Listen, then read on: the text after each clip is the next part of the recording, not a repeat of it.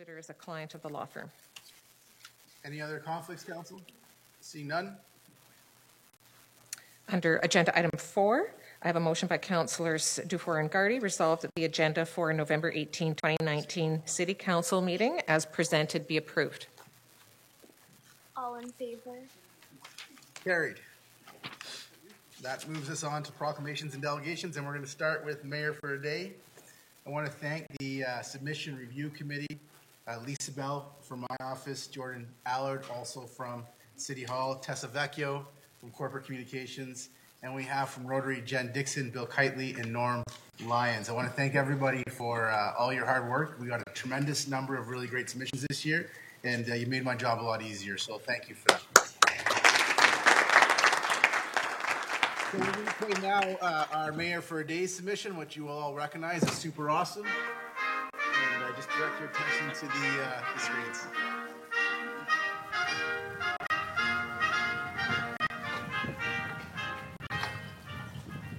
Hi, my name is Helena Bubinis, and I want your vote to be mayor for the day. I believe I can make the city a better place by improving our city's boardwalk, making art around town and in the parks, making it so everyone can go on our city's transit for free, and teaching kids how to run their own businesses. In case you didn't know, our boardwalk is in poor condition right now due to high water level. I think it's important to fix because it's a beautiful part of our city. Tourists and people of Sault Ste. Marie use it every day. It should be available year-round in public washrooms and people selling food and art. We can hire artists from around the world to come to Sault Ste. Marie and make art. For some projects, we can use volunteers to make sculptures and other artistic pieces. This would make our city even more beautiful, and it would be a great tourist attraction. Not every family has a vehicle. Every citizen should be able to afford to travel around our beautiful city, enjoy events, or shop. This will help to bring people together and encourage others to leave their vehicles at home and reduce pollution. Teaching kids how to start their own business at an early age is good. It can help them decide if they want to run their own business in the future or start a small local business at an early age. Let's talk about what I love about Sault Ste. Marie. I love our fun events like Rotary Fest. I love our clean air, fresh water, trees and nature, and I love parks. I will make all of this happen by discussing it with the mayor at the Rotary Luncheon. And remember, please vote for me, Helena Bubinis. Do it for the people and so I can have pizza.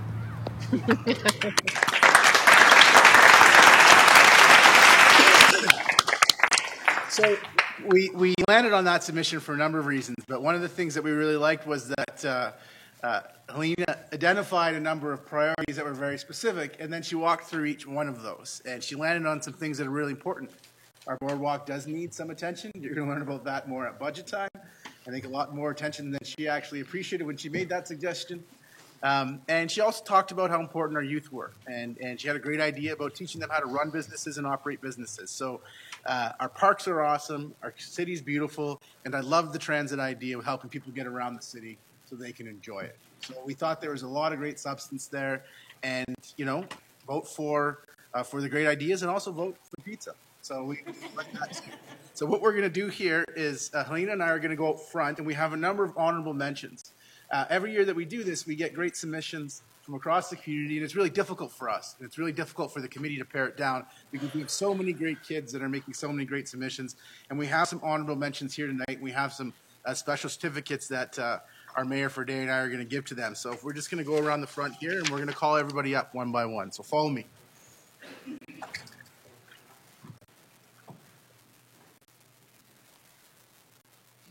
Okay. Okay, so the first one we have Taylor Viato from St. Paul Catholic School. Taylor?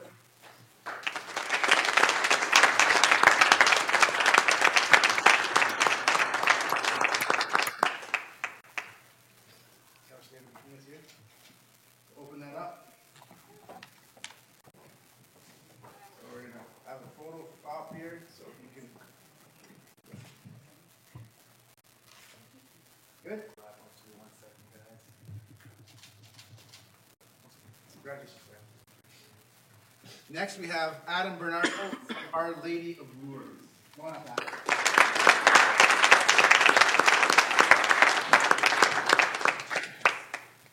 Welcome, Council, Adam. So you stand between us and open it up. I'm looking at Jordan over here.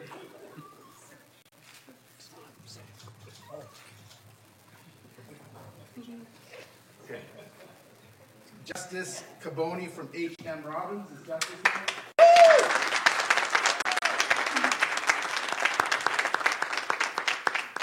Come on, Justice. Have a stand right here between us. You can open that up.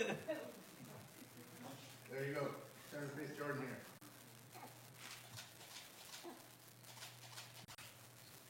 We're good? Nice to meet you. Alex and Alice Rushton from St. Francis French Immersion.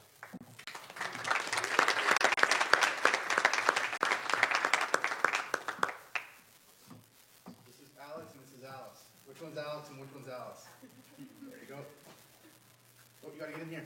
Go on in, girls. Squeeze right in there. Come on, come on. Everybody look at me for a second.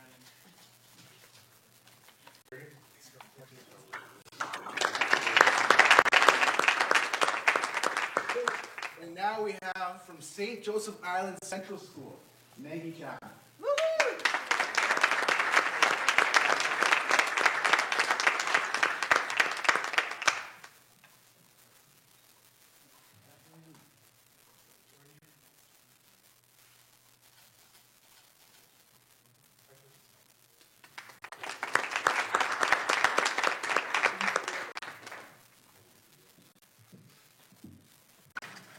Someone else is going to be getting a certificate here, if you can't tell.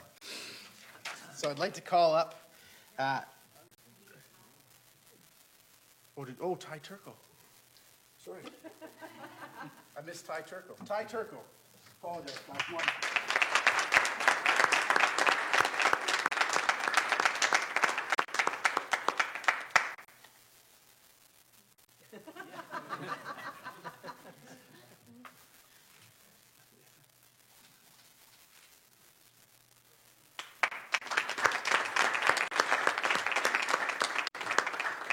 So I'd like to call up from Sioux North Rotary, Bill, Norm, Teresa Martone, and the Executive Director of the Syria Hospital Foundation for a check presentation. You see it right there.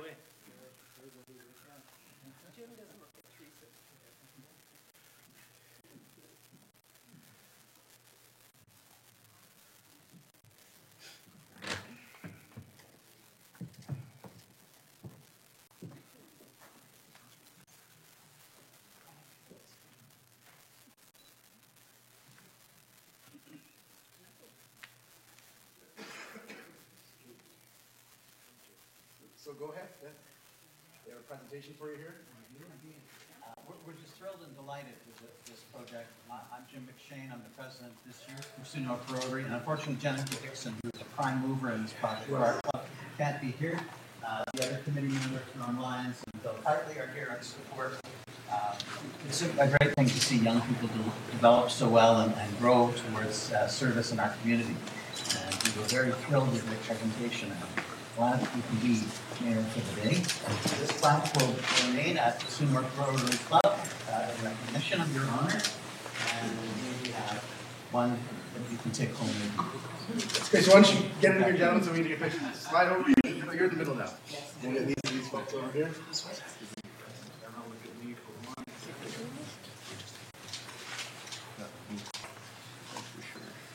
Thank you.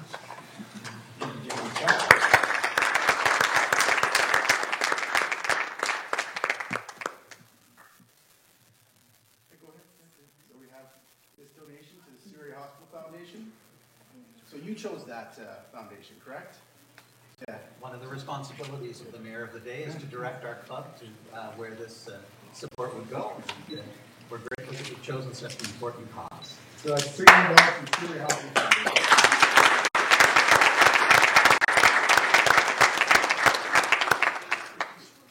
Thank you. Okay, so this is our last item of business. So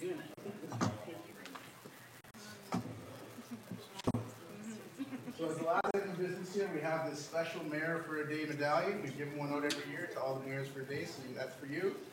And you have your own certificate here. So I'll hold the certificate open for you. Probably had enough of the picture taking.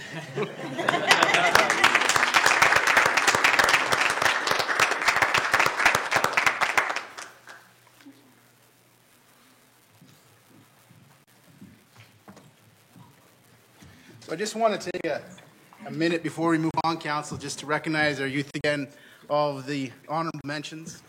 It's very hard to choose one of them, but it leaves me always feeling very positive about the future of our community and the leaders that we have that will be, we can look forward to. But I want to really recognize the Rotary Club here, the Sioux North Club, for doing what they do. This was an idea that came about 4 years ago, and as Jennifer Dixon was mentioned, her and Lisa worked hard on this, and they have since. And we could not do this and would not do this without the Rotary Club, so just a great example of a tremendous partnership, and I think it's really great for the youth in our community. And I can tell you that I always enjoy going to the grade 5 classes after and having pizza and talking. We'll be doing quite a bit of that as when we get into the new year. So thank you to the Rotary, and thank you for all the children who participated.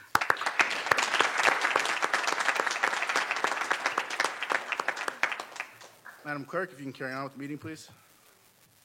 So we'll move to the consent agenda. A motion by Councillors Dufour and Scott, resolved that all items listed under date November 18, 2019, agenda item 6, consent agenda, be approved as recommended. All in favor? Carried. Didn't we have items on Oh, sorry. consent? Any items on the consent agenda? None? Councilor Shoemaker? The Wellington Street underpass, Mr. Mayor. That is item 6.8. 6.8, go ahead. Through you to Mr. Elliott. Mr. Elliott, I've received a number of calls from folks about the fact that the time frame on this bid was for work to be completed before the end of the year.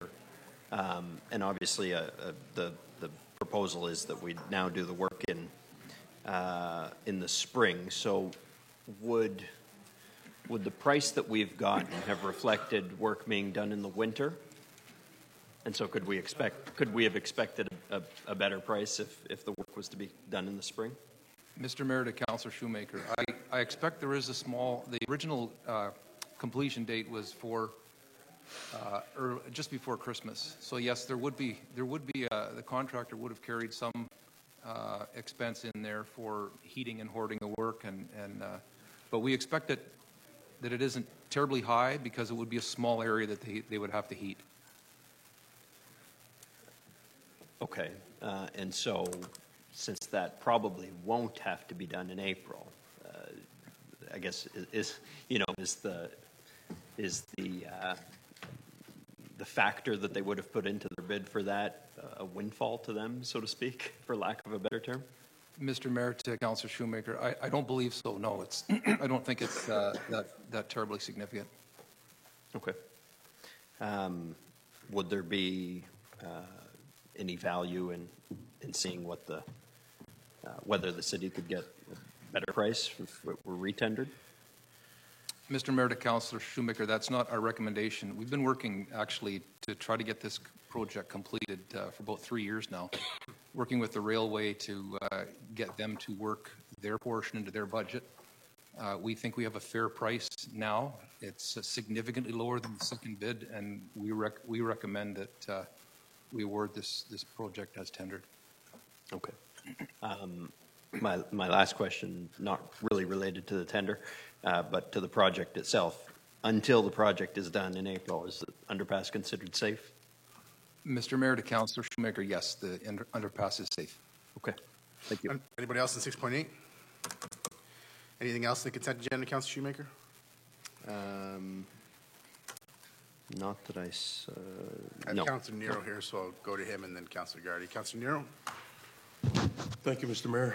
To Mr. Elliott as well, agenda item 6.9, Blake Avenue traffic calming study.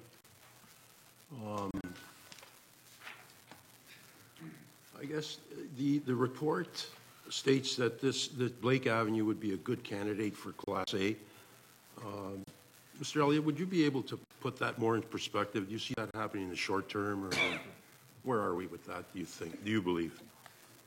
Mr. Mayor, to Councillor Nero, I don't see it in the short term because there are so many roads that score lower structurally, from a drainage standpoint, the big factors. But at the same time, this road, it's a little different because it parallels Great Northern Road, and we recognize it as an access at the back, or it may be in the future for many businesses. So what we would do as an engineering department is monitor the situation, and when we do our 5-year capital road recommendations, we would include that as we would review that street and see if it can be blended in, because it is a good candidate for Class A, not from a structural standpoint or the road being terribly deficient, but we could make that situation better with a sidewalk and Class A services. One further question, if I may. Recently, we dealt with an application on Blake, businesses that front on Great Northern Road regarding access to Blake. And during that submission, that application, comments were made to the effect that if Blake Avenue was Class A, we probably could see access to Blake from those businesses. Do you see the accesses coming to Blake Avenue from those businesses as a prerequisite, if I can put it that way, to getting Class A? Would that speed it up? Mr. Mayor, to Councillor Nero, I suppose it would, yes. If council gave us or gave the permission for businesses to have access to that road, we would expect the traffic volume to go up, and therefore perhaps some traffic calming, because the other side of the road is residential, and a sidewalk would be good, and there are other roads in the city that we have made Class A in the past when there's been a change of some significance. So yes, the short answer is yes. That would move it up the list. All right, I guess that's what I was looking for, some kind of indication that the two would work together.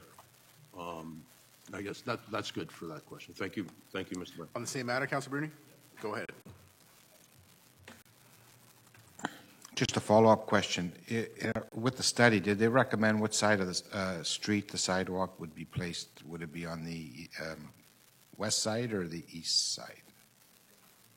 Mr. Mayor, to Councilor Bruni, I'm not certain which side it would go on. Typically, we put it on the same side as the streetlights. Not sure which side of the road that is.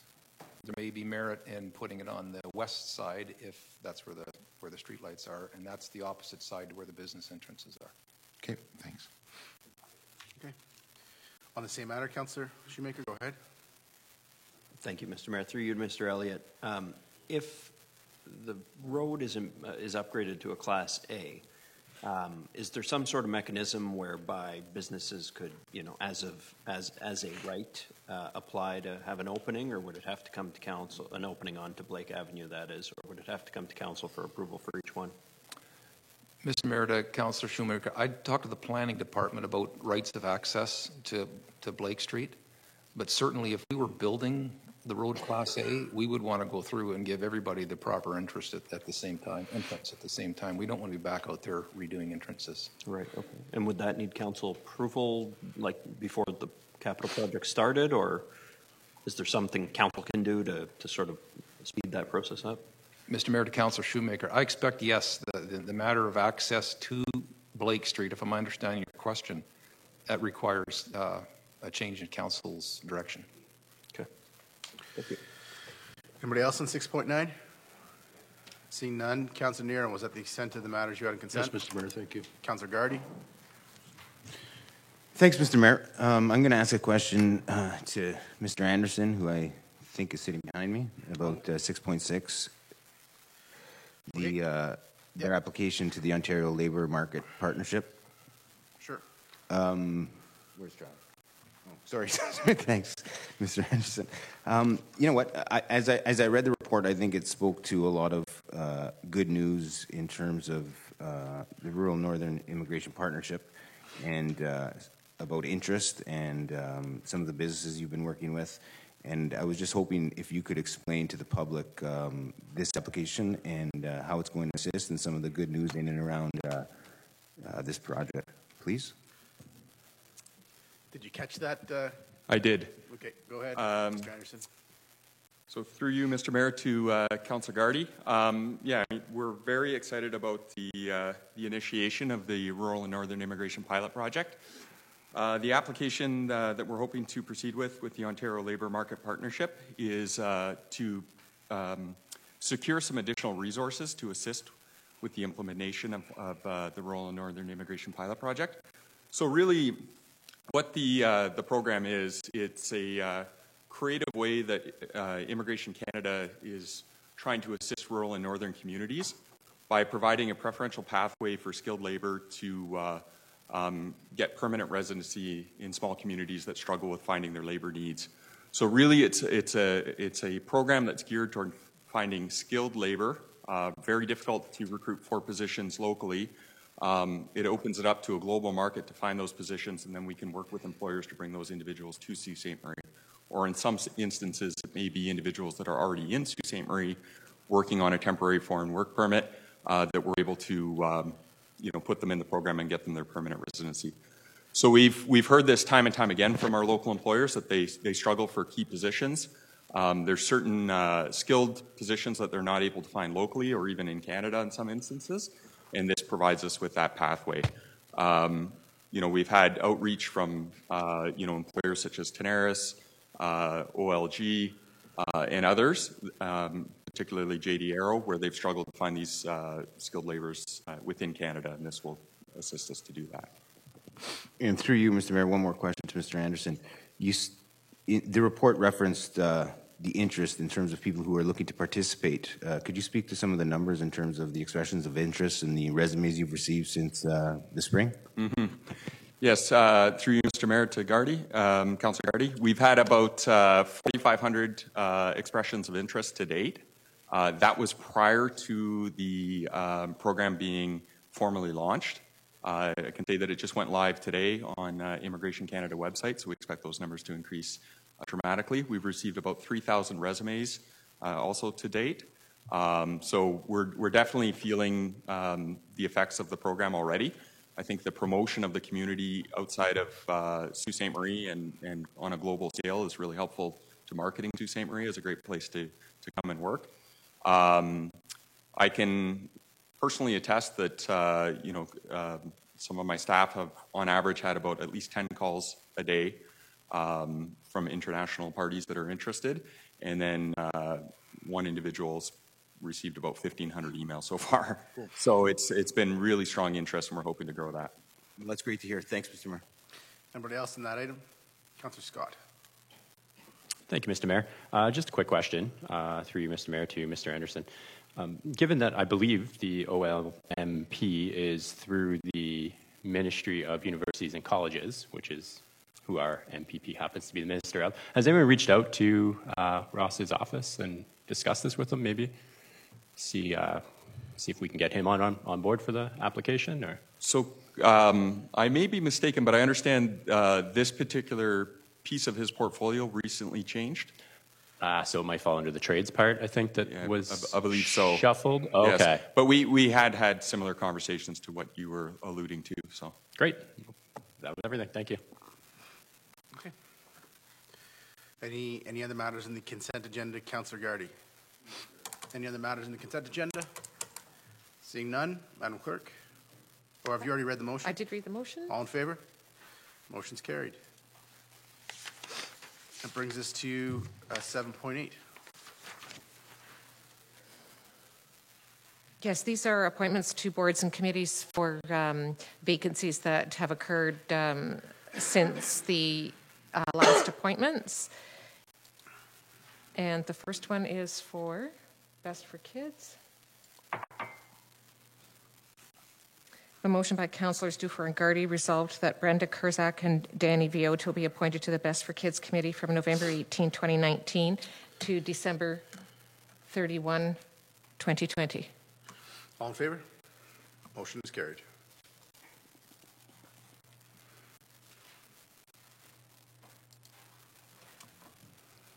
Councillor Gardy, the affirmative. He was in favor. Sorry.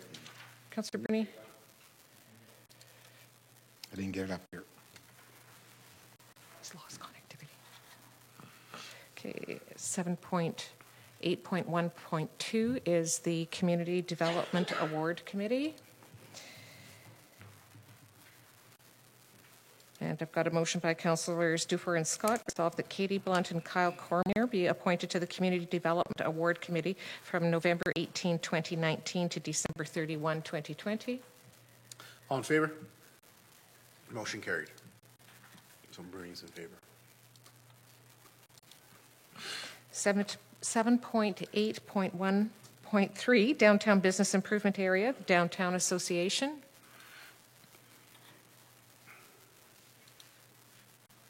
A motion by Councillors Dufour and Scott, resolved that Kelly Walker be appointed to the Downtown Business Improvement Area, Downtown Association, from November 18, 2019 to November 14, 2022. All in favor? Carried.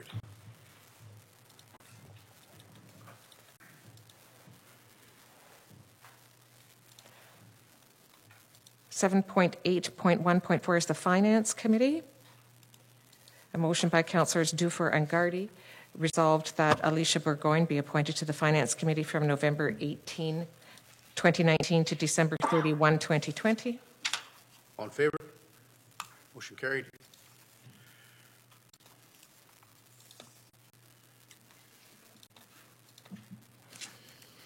.8.1.5, the Library Board. A motion by Councillors Dufour and Scott, resolved that Ashley Gerard be appointed to the Library Board from November 18, 2019 to November 14, 2022. All in favor? Carried.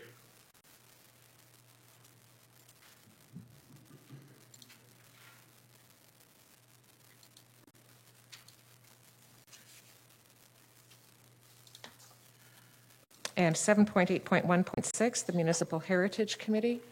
Motion by Councillors Dufour and Scott, resolved that Nicole Curry and Mark Jones be appointed to the Municipal Heritage Committee from November 18, 2019 to December 31, 2020. All in favor? Motion carried.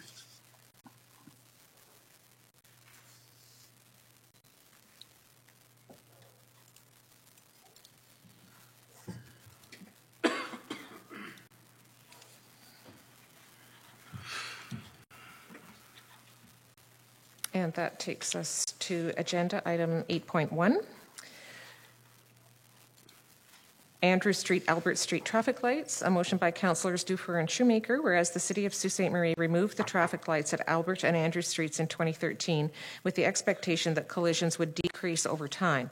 And whereas Andrew Street and Albert Street current year data indicates an increase in collisions, and whereas reports recommending this removal point to the successful transition of Andrew Street and Queen Street to an intersection without signals.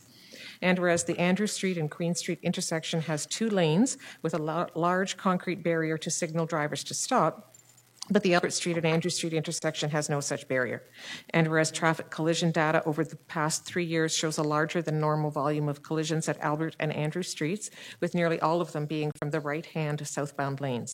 Now therefore be it resolved that Traffic and Engineering be requested to conduct a traffic safety study of Albert and Andrew Streets with the goal of reducing collisions from the southbound lanes on Andrew Street. Okay, so who would like to speak to that first? Councillor Dufour, go ahead. Thank you, Mr. Mayor. I just wanted to clarify just a little bit of the background behind the resolution. This intersection is a very hot topic in Ward 2, and it has been before council with the previous council. A lot of the discussion historically has kind of centered around putting the lights back in versus having taken the lights out. And I just kind of want to clarify for council and for the public that that's not really what this resolution is getting into. The decision to remove lights is really guided by traffic volumes. That's kind of a separate question from looking at the safety of an intersection. So this is deliberately left a little more open-ended in order to allow traffic and engineering to come up with what they see as the best solution to what is a very clear and present problem in Ward 2. So, thank you. Okay. Councillor Shoemaker, do you want to speak to that? Councillor, any questions? All in favor? Motion carried.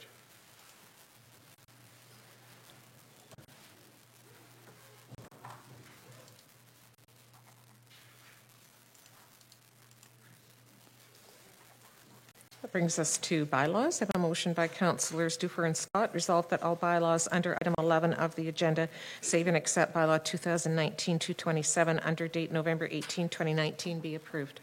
All in favor? Carried. And 227 will be read separately because of Councillor Shoemaker's conflict. So a motion by Councillors Duffer and Scott resolved that bylaw 2019-227, being a bylaw to authorize the execution of a contract between the City and Avery Construction Limited for the replacement of an 85-meter long section of city storm sewer located on private property, be passed in open council this 18th day of November 2019. All in favor? Carried. And a motion by Councillors Duffer and Gardy that this council now adjourn. All in favor? Carried. This is a record, Council. So I think we have to call our budget meeting to order now, Madam Clerk? Yes, and we had posted it at 5:45. I think some people are not planning to be here until close to then, but I think you've got several presenters that are here in any event. We do, so I'd like to just keep on moving if we could.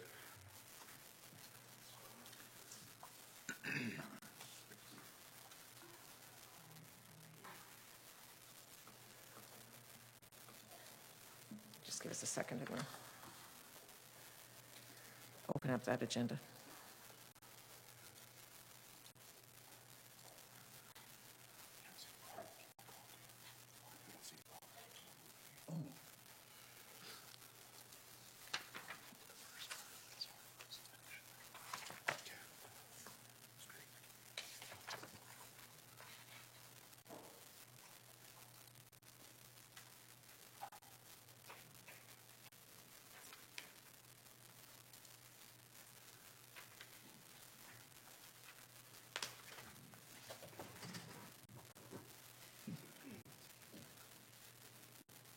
Council, do you have your budget agendas up?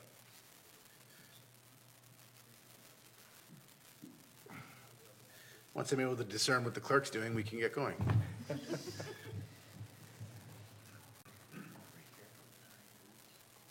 helping IT.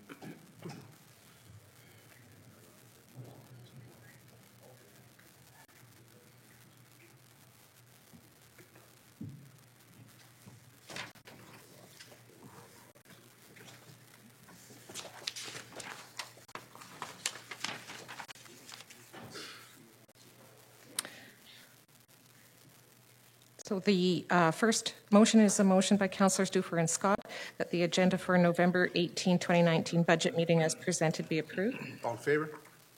Carried.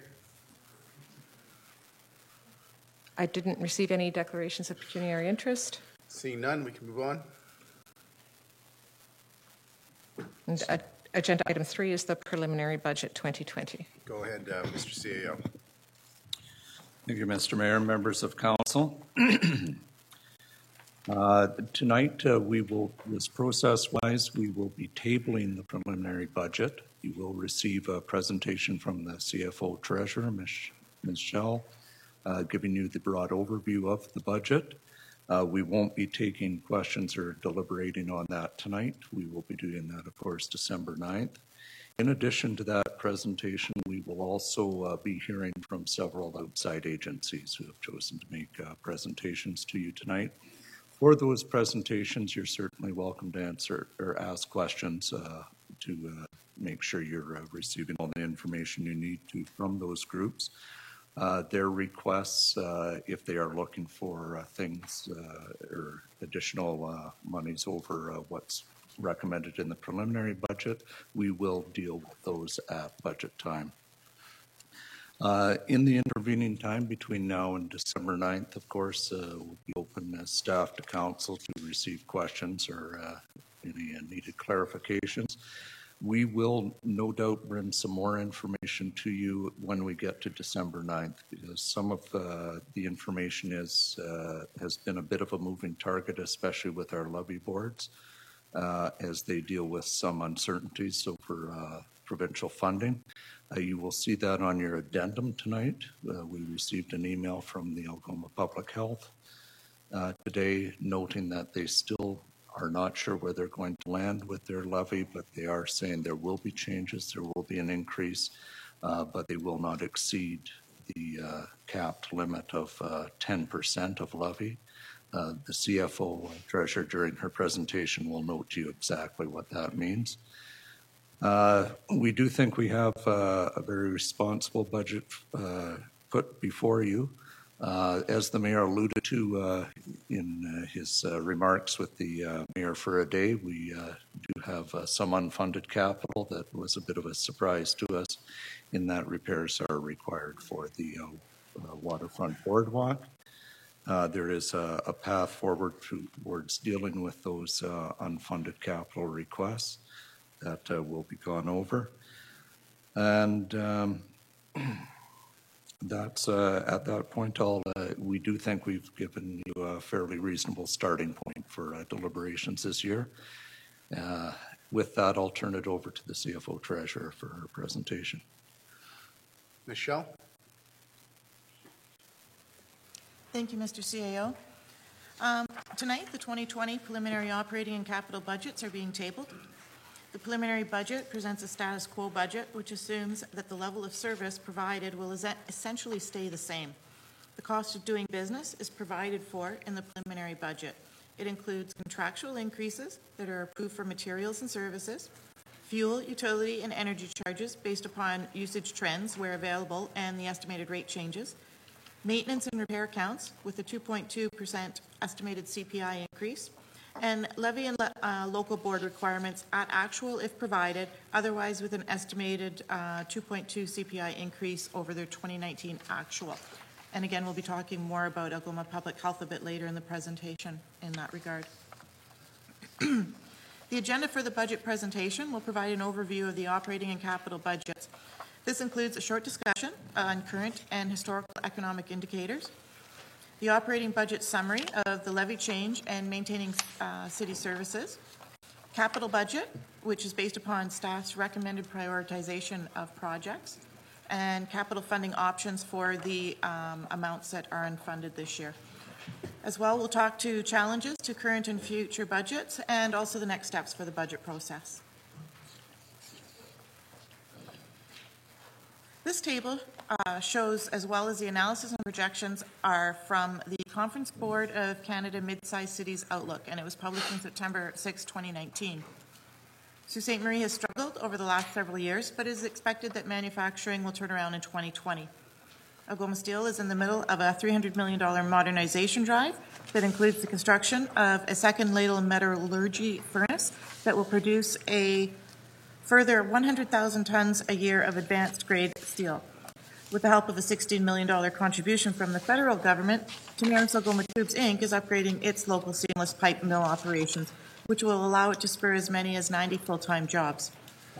It is estimated that Sault Ste. Marie's manufacturing sector will post one more year of declining output before stabilizing with a 0.1% growth in 2020 with these local investments happening.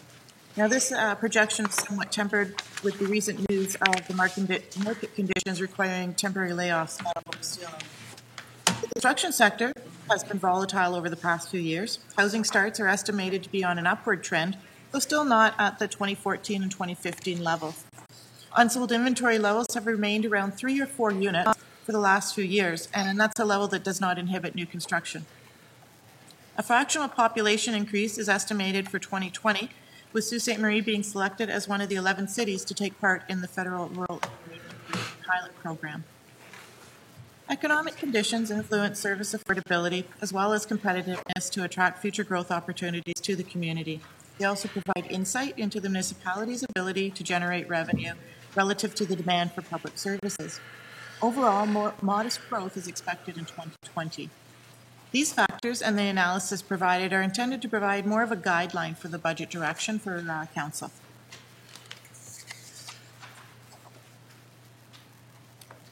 We're going to move into the operating budget summary.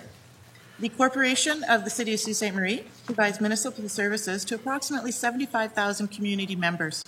The various departments of the city oversee these services, ranging from leisure and recreation services, such as community centres, to transportation, which includes public transit and roads. Property taxes pay for the numerous programs and services that keep the city running and benefit the community as a whole. Property taxes also pay for levy and local boards, whom the city collects taxes for on their behalf, does not control their budgets. These expenses, less other revenue, is the amount of property taxes that need to be raised, which is the tax levy.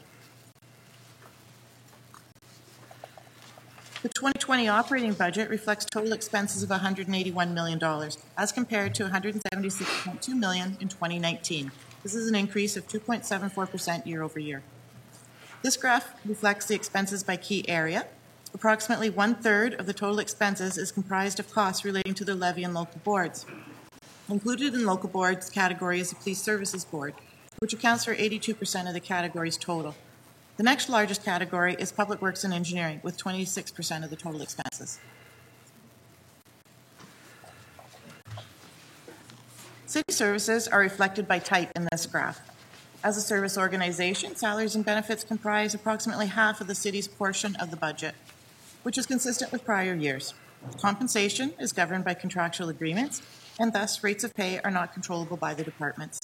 The employee complement is based upon the approved level as confirmed by Human Resources, and manning levels are based upon the current service level requirements. Non-tax revenue, such as user fees, grants from other levels of government, investment income, and miscellaneous income, help reduce the amount to be raised through property taxes.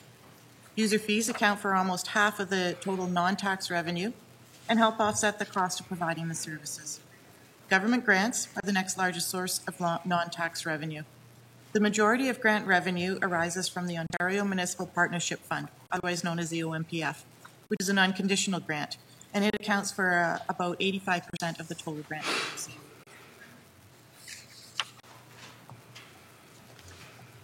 The city portion of the levy increase is 1.01%.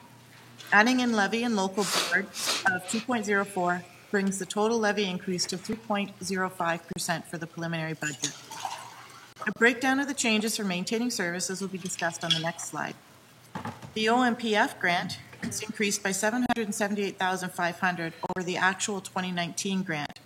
The 2019 grant was estimated at the same level as 2018, but in fact it was decreased by $273,300, thus resulting in the lower budget to budget increase. Within the levy and local board increase of 2.04%, the Police Services Board is the majority of the levy increase at approximately $2 million. It should be noted, though, that the increase $828,500 relates to items transferred to police that were previously reflected in the city services. This includes $212,000 for retiree benefits, $206,500 for buildings and facility maintenance and repairs, and $410,000 for capital costs for 911 upgrades. A further $750,000 relates to year-over-year decreases in grants received from the province which funded such areas as port security. As you got in your addendum today, we were recently advised by Algoma Public Health, which is a levy board, that the province has changed their funding model from 75% provincial and 25% municipal to 70-30. In addition, the majority of 100% provincially funded programs will now be cost-shared at the 70-30 ratio. The province indicated the increase to the municipalities should not be greater than 10% over 2019. The preliminary budget included an increase of 2.2, which was our estimated CPI. The final budget will be adjusted to increase the estimated levy change, and that equates to $193,440. So it's approximately another 0.17% levy increase over what you're seeing right now. So you're about 3.22. Maintaining services for the city reflects a net cost of $1.7 million for 2020. Does not factor in the OMPF grant. As previously discussed, salaries and benefits are approximately 50% of the city's portion of the budget. The net impact of salary and benefit adjustments for 2020 are $971,000, and this reflects a similar proportionate increase for the year. As you review the detailed department budgets, you will notice that the salary changes from 2019 to 2020 appear higher than would be expected. This is due to the 2019 budget being reflected at the 2018 contractual rates, and this is with the exception of fire services, and it's due to the expiration of the union contracts. Year over year, budgets will reflect 2 years of contractual increases, as all union contracts that were negotiated will reflect the current rate for 2020. A portion of the contingency estimated in the 2019 budget for potential labor settlements was subsequently reduced, offsetting the increase related to 2019. Benefits in total decreased by $173,200. And although benefits related to contractual changes and retiree benefits increase, they are more than offset by the positive change in the cost for extended health benefits of over $620,000. 2 council resolutions impacted the 2020 operating budget. In February 2019, Council approved increasing the Public Works Equipment Reserve by $250,000, with subsequent increases in 2021 and 2022 pending a fleet service program review being completed. The other resolution was for the change in the landfill business and implementation plan for $237,700. The new plan was presented and approved by Council in October and results in a levy increase much less than the previous trend of approximately $600,000 annually. Payment in lieu of taxation is for properties belonging to the government. The principle behind these payments is that the Crown properties benefit from municipal services and should share the cost. The amount of the PIL is generally equal to the amount of taxes that would have been payable if the property were taxable.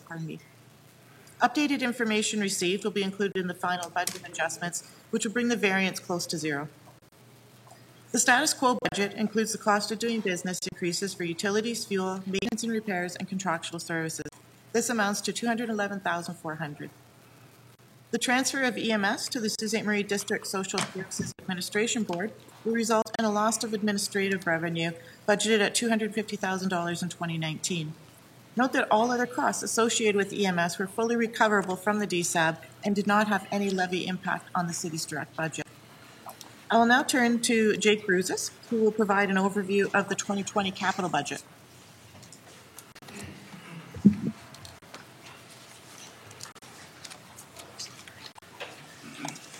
The 2020 capital budget is seeking approval of a total of $67.8 million with investment. About 80% of this is for roads, storm, and sanitary sewer. Major sanitary projects over the next 2 to 3 years include the addition of a biosolids management facility and West End plant and pump station upgrades. You also see that approximately $4.5 million is allocated to transit fleet and equipment, of which we're eligible to get up to 73% back through the Investing in Canada Infrastructure Program, or CIP. Council also recently passed recommendations of the landfill B&I. In addition to the levy increase, there's approximately $3.5 million in capital expenditures required for landfill in 2020. The boardwalk repairs, as mentioned previously, for 2020 are a total of $1.5 million. In addition to this, The requirement for 2021 is an additional $1 million. So a total of 2.5 million over the next 2 years for the waterfront boardwalk. For growth projects, we have $500,000 again allocated towards that, and that's going to go towards the downtown plaza project.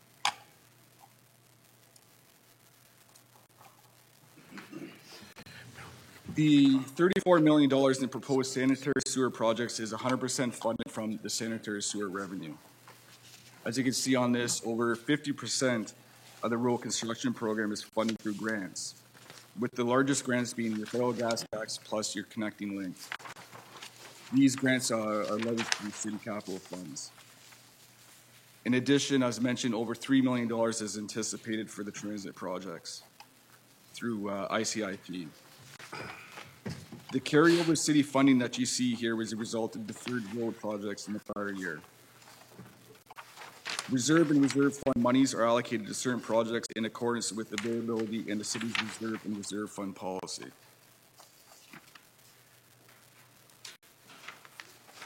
The slide you're looking at right now summarizes the results of the staff capital prioritization process. The waterfront boardwalk repairs, 2020 capital roadworks, fire fleet and equipment, and transit fleet and equipment rank at the top of the list. That being said, the city's available capital budget funding is not sufficient to cover all the recommended projects. As shown to the right on this slide, you'll see $2.3 million of the projects are currently unfunded. Based on the capital plan as presented, the boardwalk repairs, the traffic projects will not be completed in 2020 due to lack of funding. The transit projects will also have to be called back. In your agenda package, you'll find a schedule that details the risks of not completing each of the capital projects submitted for 2020. During budget deliberations, Council may choose to shift funding from one capital project to another. In addition, as Shelley mentioned, she'll provide a recommended funding option shortly. The next slide depicts the growth projects as well as those funded through reserves and/or reserve funds. As mentioned previously, $500,000 is allocated towards the downtown plaza and markets. You'll see through the reserve and reserve fund projects, a number of projects at the GFL Memorial Gardens are recommended for funding. The next slide breaks down your proposed 2020 road construction program. Connecting link funding for McNabb to Second Line has been confirmed. There's an application going forward for the trunk road connecting link project, so that is contingent until we get confirmation that that's been approved. And lastly, the resurfacing. Public Works and Engineering Department continues to address resurfacing to the extent that funding is made available.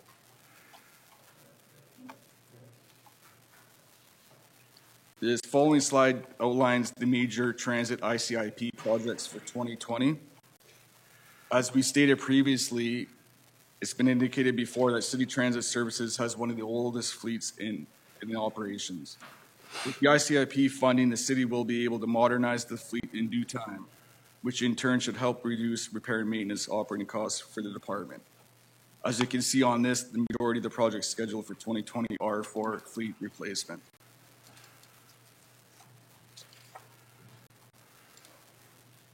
The final slide here is just a summary of the capital forecast for over the next 4 years. You'll see again there's significant sanitary sewer projects which are expected to continue to the end of 2022. You also see on here there's a figure for short-term debt in the graph for the next 4 years. This is to address cash flow issues due to the significant sanitary expenditures and landfill expenditures over the next 4 years. It is not expected to have an impact on the levy. Anticipated projects such as the new fire hall and McMeekin replacement are not yet included in the forecast as council has not yet formally approved them. And again, at the bottom line, you'll see that the forecast continues to show unfunded amounts over the next 4 years as the city's available capital funding is not sufficient to cover all the required projects. So once again, I'll pass this back over to Shelley.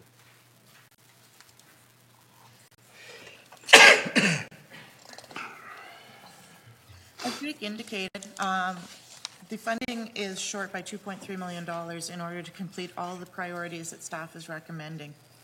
So we had to look at some capital funding options to present to council. The recommended capital budget priorities, of the additional $2.3 million, there are several options that are available. One is a levy increase, and a levy increase of $2.3 million would result in an increase of almost 2%, or a 40% increase over the preliminary estimate currently. This isn't recommended from an affordability standpoint. Debt could be used to fund the additional requirements. As the requirement is less than $5 million, it would be recommended to utilize city reserves to fund the debt internally over the short term, typically less than 5 years. The debt servicing costs, which would repay the reserves, would be added to the levy. It is not recommended to utilize internal debt, though, without a method to repay the debt that was put in place. Reserves could also be used to fund the full amount. There are no reserves, though, that have an approved purpose directly related to the capital requirements. Council, at their discretion, could repurpose a reserve. Utilization of the reserve funds is not recommended. As noted in the preliminary budget introduction, the financial indicator for discretionary reserves as a percentage of our own source revenue is reflected as a caution. The city measures low in comparison to other northern municipalities, and it would not be prudent to permanently decrease our reserves at this time. The last option available to council is to defer projects. This could result in either reallocating funding from other projects or removing a funded project altogether. The capital budget provides a summary of the risks for the recommended projects if they are not completed in 2020 for council's consideration. So staff is recommending to council a recommended option to fund the $2.3 million shortfall for the 2020 capital budget. It's recommended that it's financed internally, utilizing our reserves for 4 to 5 years. Debt servicing costs would be added to the 2020 levy, resulting in a 0.5 to a 0.6% increase in the levy. Once debt is retired, the debt servicing included in the levy could be put back into the asset management reserve to assist with other short-term funding requirements going forward. So council may approve a lesser amount than the $2.3 million being recommended, which will require projects to be deferred or current funding reallocated. The capital forecasts project unfinanced capital requirements going forward. This is requiring further analysis of funding options in conjunction with the asset management plan financing plan, and this will be one of the priorities of finance going forward. There are several areas of challenge that could affect the city's ability to maintain the current level of service that is being provided. Low assessment growth. The city's assessment growth is very low and is not projected to make any significant gains in the near term. The cost to provide services continues to increase and will put additional burden on the assessment base. Economic diversification and growth will help sustain the Sault Ste. Marie's affordability. Asset condition and infrastructure funding deficits. The 2015 asset management plan noted that many assets were in fair to poor condition. Investment resources have been and currently are limited. There is a risk that assets could further deteriorate or fail, resulting in service level reductions. The update of the asset management plan, condition of assessment information, along with the business profile development and service review, should provide a guide to assist in the development of a long-term investment strategy. This will be a priority for the next few years. Provincial funding is another challenge that we have. Although the OMPF increased for 2020, there have been several areas where funding decreases have been experienced, such as was noted for police services as well as for Algoma Public Health, one of our levy boards. Other provincial and federal funding for various programs and infrastructure renewal greatly assists the city in achieving its priorities. There is a risk that this level of funding may not be maintained in future years. This places additional burden on the municipal tax levy or will require service level adjustments as well. So the next step. The next steps is the council's deliberation of the budget on December 9th and 10th. At this meeting, the executive management team will present summary budgets for the areas to provide further information to assist council in their discussions. Once the final budget is approved, tax policy and rate options will be analyzed. Council will be presented staff recommendations for their consideration and approval in late March to mid-April for the tax rate setting. This concludes the summary of the 2020 preliminary budget. If you have any questions regarding the preliminary budget or you need further explanation, as Malcolm, the CAO, has mentioned, finance staff as well as all other staff are available to assist you. So, Council, we've tabled that for your consideration and for the general public's consideration. So it's available, all the information that we have here is available on our website. We aren't getting into the substance of the budget or budget deliberations this evening. We have a series of presentations we'll be receiving from delegations that are attending here with us tonight. And we can move on and start hearing those delegations, I think, Madam Clerk. I'm not sure if the Chief Financial Officer wants to speak to the agenda item 4, the supplementary budget items. Is there another presentation on that? No, it's just for information. Okay, you want to speak to that, Michelle? Yes, you'll find also within your budget package a list of the supplementary items as they exist right now. Some of them are ongoing costs, one-time costs, and also in-kind services. All of these items, again, will be deliberated on December 9th and 10th if required. Please note that the first item that you see is the increase in the capital current account for $460,000. That's the recommendation for funding the $2.3 million over 5 years, which is $460,000. And again, we'll be discussing these further budget deliberations. Okay. Okay. Under agenda item 5, levy boards. So the levy boards are Algoma Public Health, the Sault Ste. Marie and Region Conservation Authority, and the Sault Ste. Marie District Social Services Administration Board. And Karina Barrett, the General Manager and Secretary Treasurer of the Sault Ste. Marie and Region Conservation Authority, is in attendance. Welcome to Council. Ms. Barrett. Thank you very much, Mr. Mayor. I apologize in advance. I'm losing my voice a little bit, but I'll try and speak very loud for you tonight. That's okay. You're on that microphone there. Did you want me to hit this button? Sure. Yeah, perfect. That's awesome. Thank you. So good evening, Mayor Provenzano and members of council. I'm Karina Barrett, the new GM who replaced Rhonda Bateman back in May. Thank you very much for the opportunity tonight to present the Conservation Authority levy for 2020. Our mandate granted through the provincial government is conservation, restoration, and responsible management of waterlands and natural habitats in balance. The Conservation Authority's vision and mission statement were recently updated with the development of our 5-year strategic plan, which commenced in 2017. Our vision is that of healthy watersheds, balancing both nature and human needs. Our mission is to protect, improve, and promote watershed health through resource management and programs that focus on partnerships. And partnerships are an important part of bringing the community together to promote common goals. This approach results in an engaged and environmentally active community. Conservation authorities across the province were created under the Conservation Authorities Act. The Sault Ste. Marie Region Conservation Authority is a corporation through a 1963 order in council. We have been servicing the community for 56 years.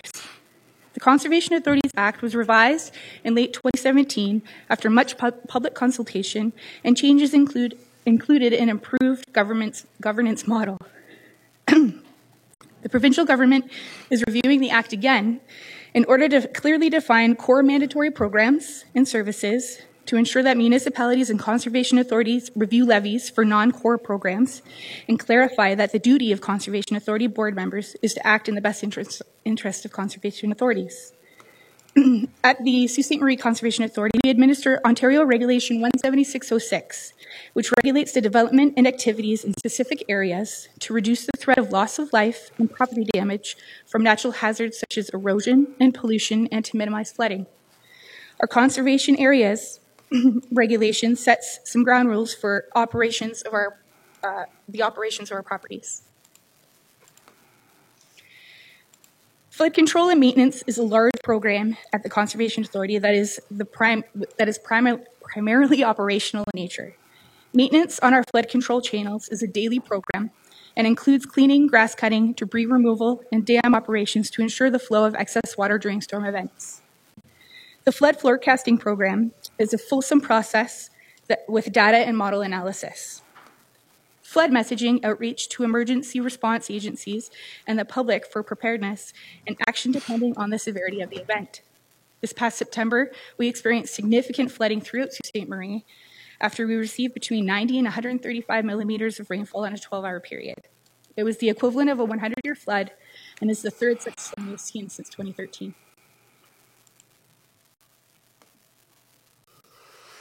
This slide is to illustrate the extent of our property holdings in the city of Sault Ste. Marie and that our infrastructure is in place to protect residents across the city.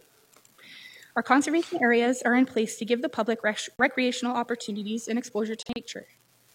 The Conservation Authority owns or has easements over more than 5,000 acres or 2,000 hectares of land across the city of Sault Ste. Marie and Prince Township. And all of our 5 conservation areas are open to the public and are free of charge.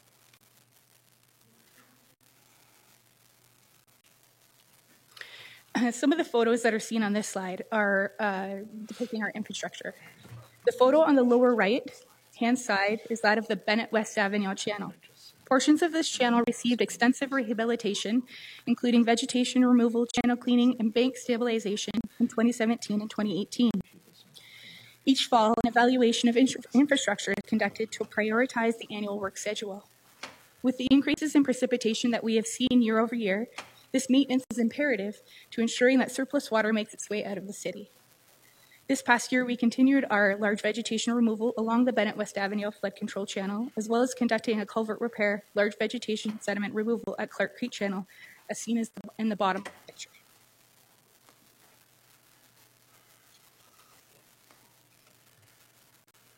In addition to administering the regulations, flood control and operations, and maintenance of our flood control structures, our integrated watershed management includes sampling and monitoring of data for multiple surface, groundwater, and snow survey sites. The data is shared with the province for their various monitoring networks. Our drinking water source protection program at the Conservation Authority has been successful in fulfilling its mandate under the Clean Water Act to develop a source protection plan to protect the municipal drinking water sources for the city of Sault Ste. Marie. I'll speak to this a little bit more later, but we did have to cut one of our major programs this year, which was our education program, which we tried to complete outreach, but we do try to complete outreach as much as possible, including this year we coordinated the annual TD tree plant. Every September, the TD Bank and its volunteers, along with other community members, come out and plant trees with us. There's also the Healthy Hikes program, which is a Conservation Authorities-led initiative, highlighting the proven mental health benefits from spending time in the outdoors. Our conservation areas offer that opportunity to escape into nature. We also have our forest management plan, which was created in 2018. The forest management is a financially self-sustaining program, which is a part of the Managed Forest Tax Incentive Program of the Ministry of Natural Resources and Forestry. This plan allows the Sault Ste. Marie RCA to save on property taxes for those properties included in the plan. We also currently have a memorandum of understanding with both Algoma University and Sault College to encourage the use of conservation area properties by students and educators for research and teaching opportunities. Our conservation areas offer recreational opportunities for the residents of Sault Ste. Marie to enjoy. We offer hiking, mountain biking, and skiing in the Hiawatha Highlands. We have a public beach and a wetland at Marks Bay, hiking trails throughout Fort Creek, including a portion of the John Roswell Hub Trail, and of course, wildlife viewing opportunities all over the place. As I'm sure you are well aware, we were dealt a significant funding reduction from the provincial government this year, resulting in the need to reduce our staff members. The result was a reduction of 1 full-time position and the reduction of 2 full-time to 1 seasonal and 1 part-time position. Our staff complement dropped from 8 full-time to 6.5 full-time employees, but we are managing to complete a great deal with a few staff. In a further attempt to offset and reduce funding, we also eliminated our children's environmental education program, which involved visiting classrooms at the teacher's request for our local school boards. We have been receiving calls this school year, from teachers looking for us to visit their classroom, but unfortunately we've had to decline due to our lack of capacity at this time.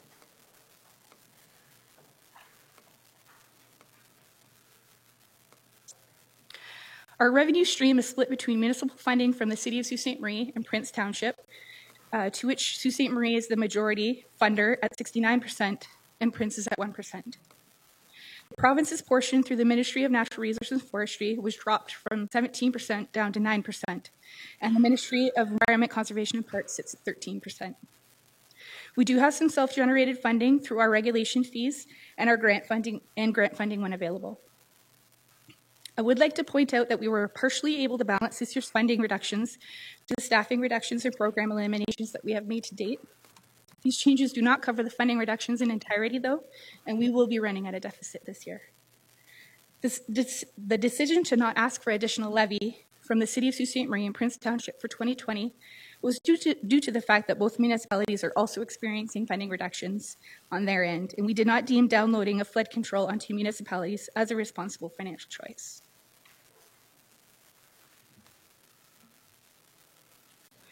So this graph here is showing our funding over time at the Conservation Authority. As you can see by the graph, our base funding for flood control from the Ministry of Natural Resources, which is the green line on the graph, has remained stable and actually has not changed since 1996. And that is consistent across all 36 conservation authorities, obviously with the exception of this year. The City of Sault Ste. Marie's funding has slowly increased, save one large uptake in 2016. Ministry of Environment, Conservation and Parks funding has also been drastically falling since 2013 with the evolution of the drinking water program. As we are in the maintenance stage right now, these numbers could continue to drop into the future. And although difficult to see, Prince Township has seen the highest increases percentage-wise over time, but their total budget contribution is well below that of the city due to the lack of flood infrastructure in Prince, as well as a lower population.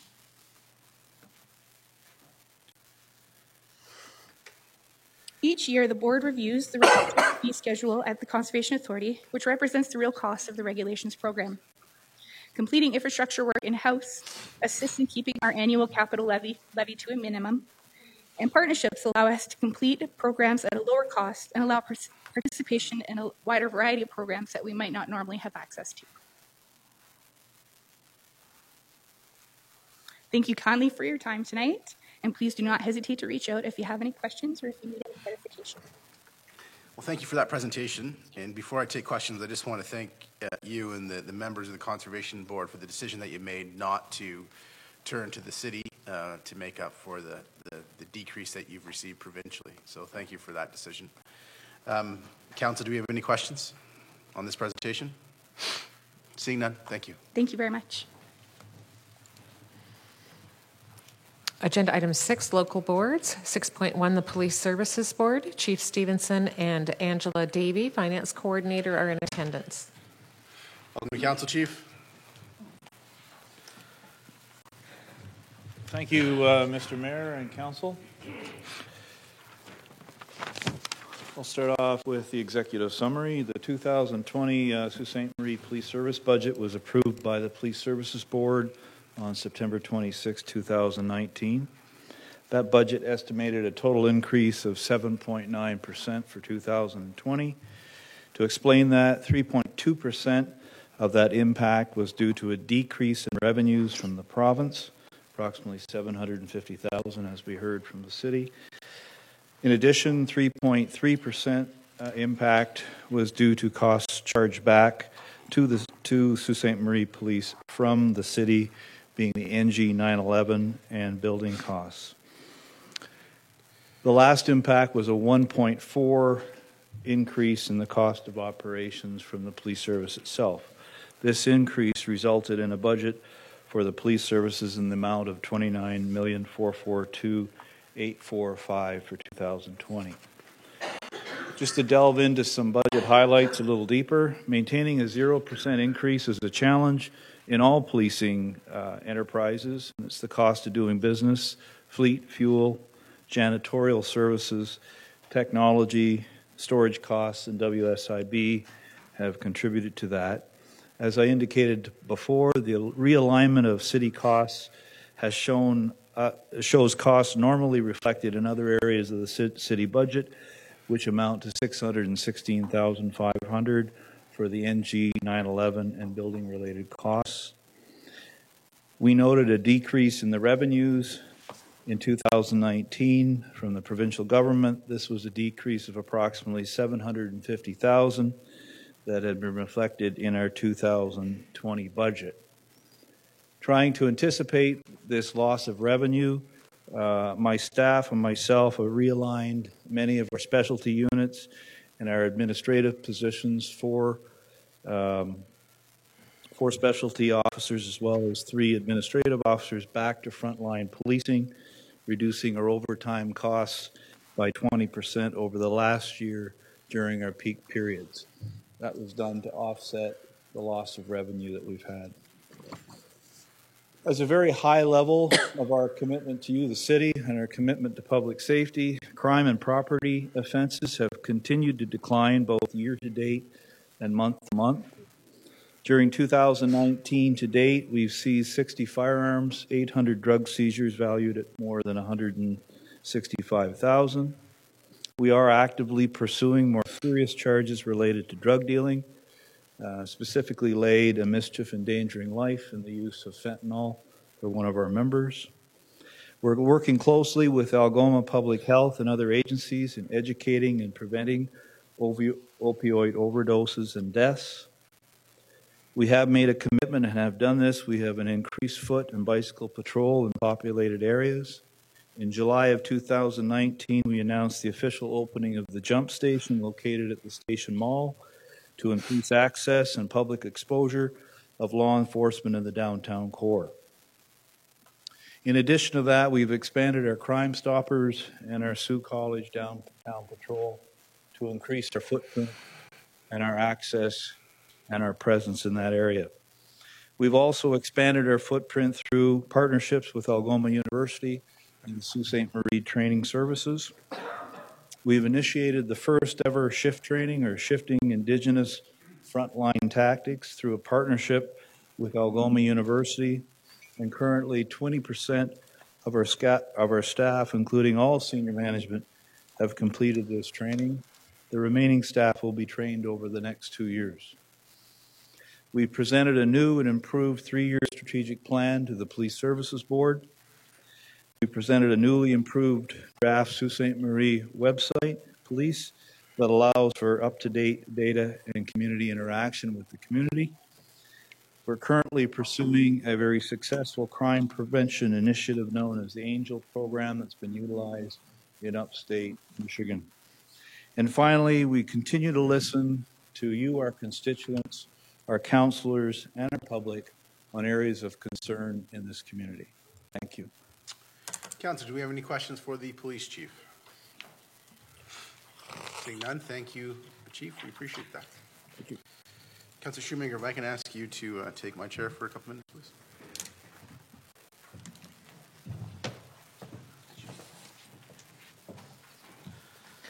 Agenda item 7 is the outside agency grants, and the first under agenda item 7.1 is Algoma University, and Colin Wilson, the Director of Strategic Advancement, is in attendance. Oh, it appears we may have skipped over the library board. Do I see? Well, Algoma University is at the podium now, so we'll ask them to do their presentation. Sorry, Matthew. We'll get back to the library board.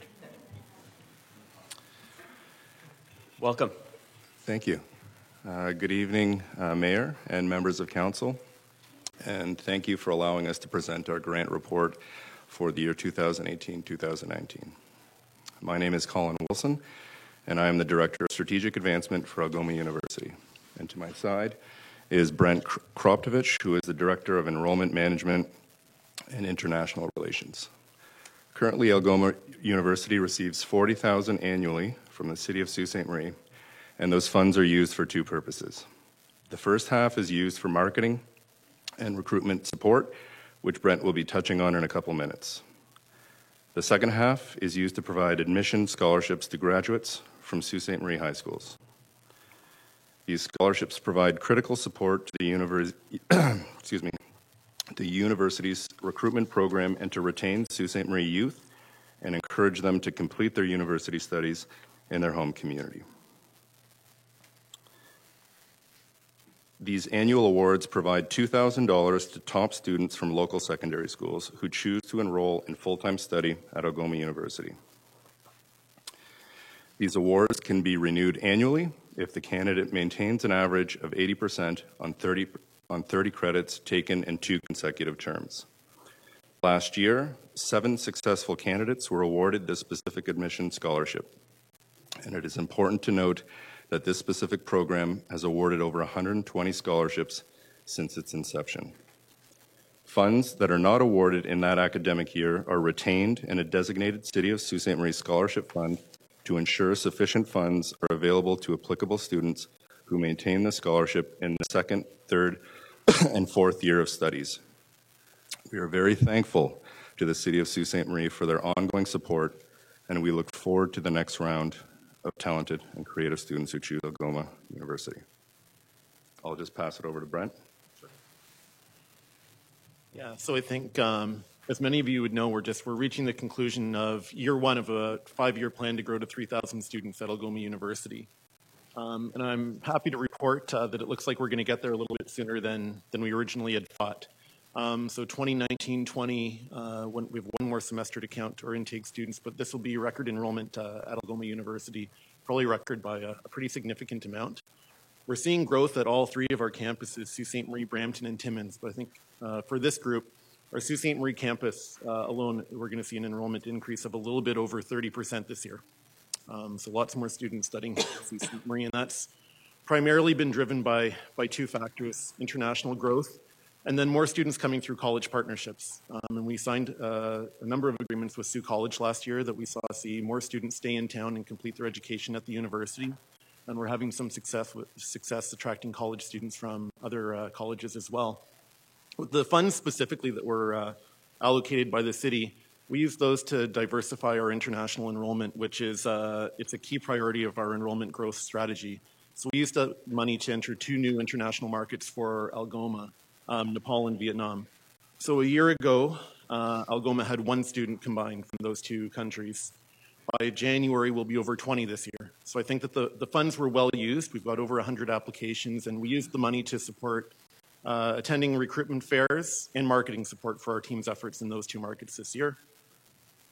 And I think through a lot of the work that we're doing, we're trying to work as closely as possible with Future Sault Ste. Marie and some of the great work they're doing to promote the city as well. We've included their branding in a lot of our materials. But we just listed a few points that we think our enrollment plan is really aligned with them. So number 1, promotion of Sault Ste. Marie, economic and community development, building the labor force locally, growing post-secondary institutions, inviting immigration and welcoming newcomers, and advancing Indigenous relationships.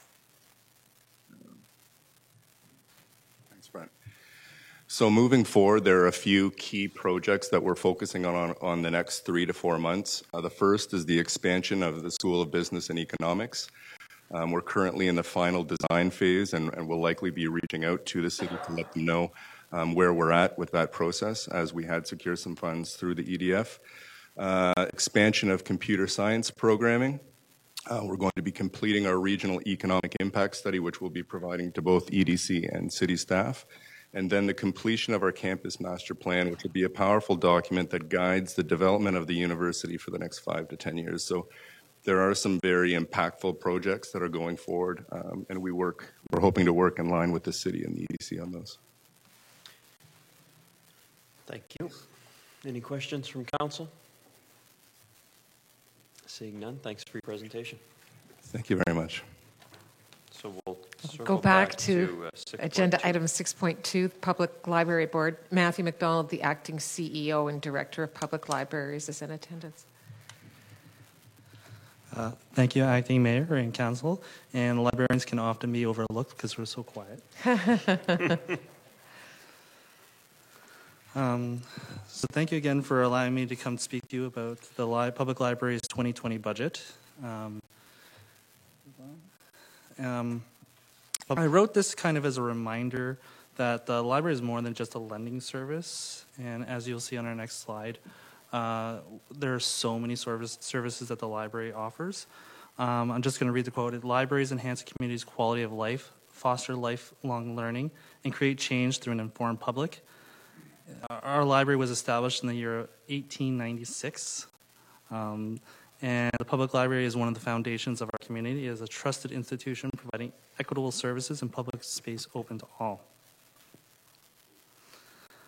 This is by no means an exhaustive list of everything we do at the library. On the left-hand side, you'll see the various services that we do provide, lending services being one of the primary ones, but also we're involved in cultural events, programming for all ages. We have seniors programming, we have early literacy programming, youth programming.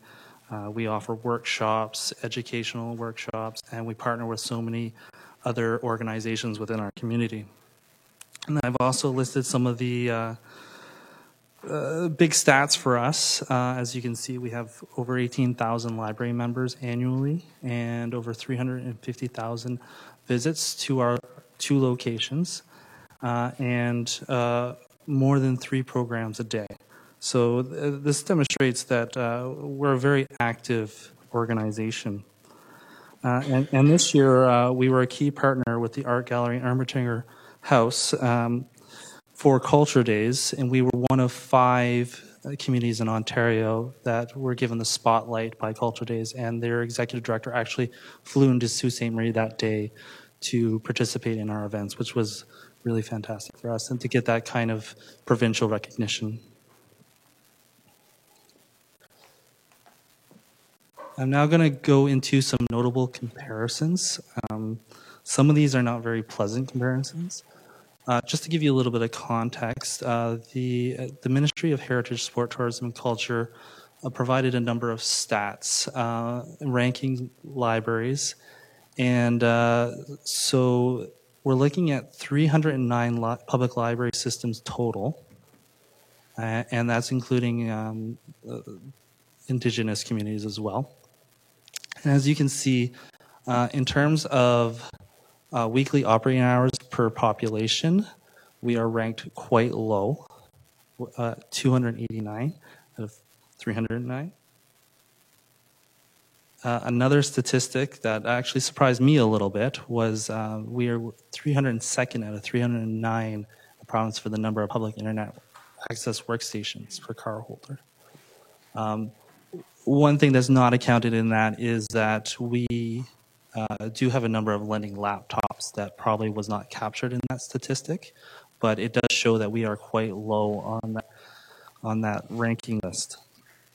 Now, the good news is North Branch, which is grand openings on the 25th, it's going to make some impact on these ranking lists because it will have more computers, it will have longer operating hours. So we will see in the 2020 year a shift. And should council agree to provide funding for the core branch, it'll have an even larger impact on our rankings there and the services we provide to our community. So I wanted to move on to some more positive rankings because our library does do quite well in a lot of things.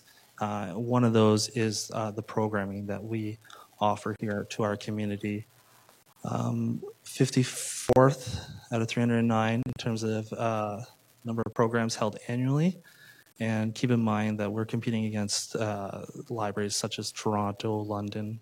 So we're competing against very large libraries as well as small ones. And then 42nd in terms of annual attendance. So that shows we provide a lot of programming to our community, and our programs are very well attended.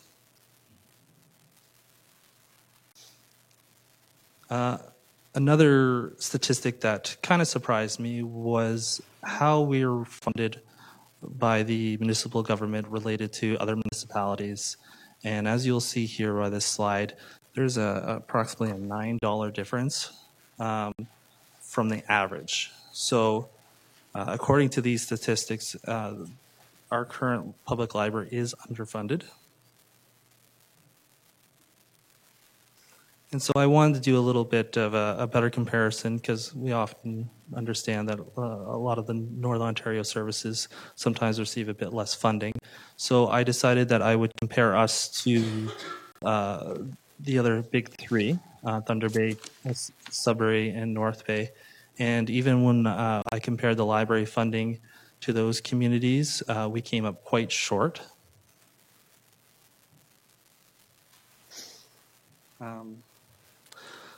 So moving on into the actual budget, we are asking for approximately 7% increase into our municipal grant. You will notice that the 2020 budget and the 2019 budget are quite different. To 2020, even though we're asking for more money from the city, the actual overall budget is less. And the reason is this is kind of an odd year with the North Branch. There's been a lot of expenses related to the North Branch. Even some of the revenue, like the federal grant, that's $270,000 that we received from the Cultural Spaces Fund from the Government of Canada. That won't be in next year's budget. And that money was used for construction costs for the archives as well as high-density shelving. And then there are additional costs for equipment, technology, various things for the North Branch. So a lot of those changes are related to the new branch.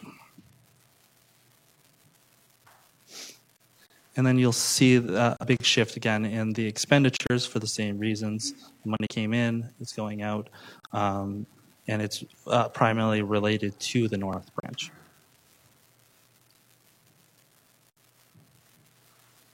The library board is requesting a service level increase, which is part of that 7%.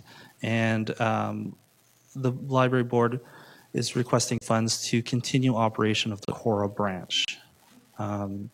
With the current funding, come to the year's close, if we do not get an increase, we'll not be able to operate the Cora branch. And so we would just have the Centennial and the North Branch.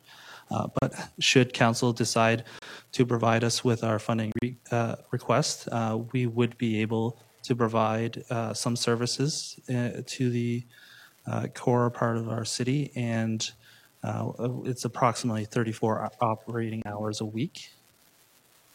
That would enable us to hire another full-time staff and as well as some part-time staff to let us do that operation. And then North Branch, we have reallocated some of our Centennial staff over to the North Branch. So we have done some shifting around already, and we don't have enough people to shift over to the Cora branch. And then we also need a little bit of money to kind of replace our part-time reference technician. He was working at the Centennial. He's moved over to the North Branch where we have the brand new archive facility, and his duties have shifted quite a lot. He was doing a lot of just regular technician duties over at the Centennial, but now his focus is on that new archives. The archives with the high-density shelving has increased our capacity for expansion by about 300%. So we are expecting or are anticipating quite a lot of items going to be donated to our archives in the near future, and that's going to be taking up a lot of his time that may have been used differently in the past. I did graph our municipal grants from the past. It goes all the way to 1993. And as you can see, the funding for the library has been pretty steady. But then we get to about 2014, I believe, and you can see how it becomes stagnant. There's several years within 5 years where 3 of them are a 0% increase and 1 is a decrease. And that decrease year was when Churchill branch did close. However, if we're going to operate 3 locations, we are going to need additional funding and to bring us back up to par. And this, the cuts here that you see, that kind of explains why we've fallen behind other municipalities in terms of the amount of funding that we've received. And so if council is willing to provide the additional funds, we would be happy to operate the 3 locations. That's why we're asking for more than the inflationary rate. So if you have any questions, these are representations of the 3 branches plus the archives, which will be part of the North Branch. Okay, we've got a question from Councillor Hilsinger. Thank you. The $2.1 million of salaries, not the benefits, but the salaries, how many staff does that represent? Okay, so the staff is, right now it's 54 staff. We would expect it to be between 56 and 57.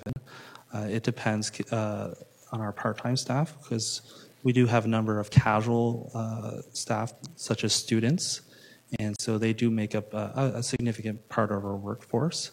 So it's hard to say an exact number usually, but right now it's 54. Okay, thank you. Any other questions? Okay, thank you, Mr. McDonald. Back to outside agency grants. Agenda item 7.2, the Art Gallery of Algoma. Judy Surratt, the Vice President, is in attendance.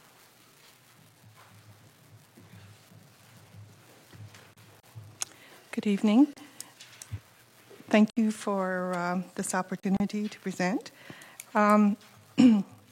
What we have at the Art Gallery is this past October we did probably an animated exhibition of Norval Moroso, who is part of the AGA's permanent collection.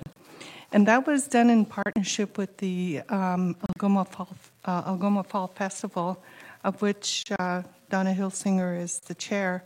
And this exhibition was produced by Donna, and it was created by the executive director at Algoma. It was very well received, and I think it just goes to show the types of programming that can happen at Algoma, at the Algoma Art Gallery. So for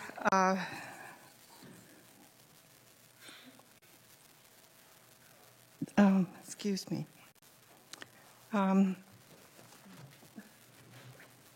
Sorry. I was asked to step in for Mark Lepore, who was out of town. So on October 1st, we had a flood in the storage area where repairs had been done in 2018. And this continues to be a problem at the Art Gallery. Photos taken in the morning shows exactly the water running in. And paintings by Carl Bean, famous and very important Indigenous artist in Canadian art history, almost damaged from the flood. All paintings in the water immediately have been moved to the art studio, where they are not safe and do not have proper environmental conditions, so they cannot stay there. We have paintings in temporary storage in the art studio, paintings in storage to be moved out, and animation collection in the off-site storage. So the issue, I believe, that is going to at some point we're going to have to close one of the smaller galleries and store some of our permanent collection, because we don't have the storage area is just not safe. And we know that we've had a lot of rain that has, been forecasted in the fall, and we don't know what's coming up for the winter and the spring, and we really are concerned about the collection, the permanent collection. So I think what we're requesting with this presentation is an increase in funding. And these additional funds are to preserve and maintain our collection, which I think is really important for the community of Sault Ste. Marie. And that concludes my presentation. Thank you. Any questions? Okay. Seeing none, thank you, Ms. Surratt. Thank you. Under agenda item 7.3, the Canadian Bush Plain Heritage Centre, Bob Elliott, President, is in attendance. Welcome to Council, Mr. Elliott. Thank you very much.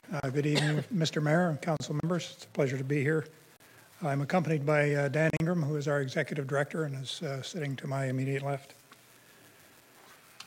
Thank you for the opportunity to update you on the use of our $175,000 special assistance operating grant in the city. It's much appreciated. Our museum is 30 years old this year. I think most of you know that. So it's been around a long time. It's 30 years of growth, change, improvement, and development of our exhibits displays. This has been driven by groups of dedicated and committed staff and volunteers over that 30-year period. During this time, we've encountered many challenges, some of them financial, and we appreciate the assistance that the city has provided in this regard along the way. Our facility is a gathering place for individuals, families, and groups who come to see our exhibits and learn about their importance to the development and protection of our natural resources. This slide shows a number of people over the last year and 3 quarters or so that have gathered at our place for various reasons. The staff and volunteers at our center will welcome over 40,000 people in 2019 coming to learn, celebrate, compete, raise money, and be entertained. Our operating budget for this year is about $812,000. In fact, it's $812,098. We're able to fund about 67% of our operating funds, including wages, building maintenance, display maintenance, taxes, and utilities, from our admission fees, donations, and event rentals. We rely on the city's allocation to help cover the balance of our operating costs.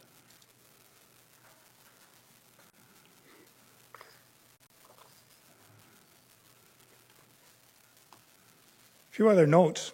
We're proud of the TripAdvisor, the Sault Ste. Marie Star Reader's Choice Awards, and to be recognized as one of the top 3 places to visit in Sault Ste. Marie. This is a high standard that we strive to maintain. In 2019, we used the city's allocation to help to the CBHC to help cover the two biggest areas of expense, our wages and our operating expenses. It helped us hire 1 new full-time employee, and we thank you again and look forward to the continuation of the city's financial report. Thank you. I have a question before you sit down, sir. So you said that, I'm just looking at your material here. What percentage of your budget are you satisfying with your sales or your own revenue generation? About 67%. And then the city represents what percentage of the budget on top of that? It's $175,000 out of 200 or 800 and... So probably 25, close to 20% anyway. Yes. So how much are you currently getting from the province? I believe it's about $48,000. Has there been any effort on the Bush Plains part to increase that amount in the near term? I know there was some previous effort to do that, but has there been any recent effort to do that? There has not been any recent efforts to do that, but there will be. We're already trying to get a meeting with our local MPP to talk about funding the operation there. Well, if we could help you with those efforts, we'd be happy to, because we obviously see the value in the Bush Plain. You know, we've put our support behind it, but I really think the province has a role to play in supporting this attraction, and I'd certainly like to see you make an effort to get their share increased. We would appreciate the help, sir. Okay. Thank you. I'm sure all of us would be happy to do that. Councillor Shoemaker. Thanks, Mr. Mayor. Just further to that point, and I know the Bush Plain will organize their pitch to the province in whatever way they see best fit, but it may be helpful to remind our current MPP that when he was on council, he was very active in pushing the province to increase the funding for the Bush Plain. So now that he is in government, in fact, and a minister no less, he may have the levers to make it happen. Thank you. Thank you. Thank you. Any other questions? Thank you very much, sir. Thank you. Under agenda item 7.4, physician recruitment, Christine Pegnuco, none, managers in attendance. Welcome to council. Ms. Bagnucco. Thank you. Mayor Provenzano, members of City Council and staff, thanks so much for this opportunity to provide you with an update on our recruitment efforts since I was here last, I think in January. Oh, before I go on, with me tonight is Dr. Spadafora, Chief of Staff at Superior Hospital and member of the Physician Recruitment Committee. First slide. The first slide provides some information about our partners and their annual funding contributions.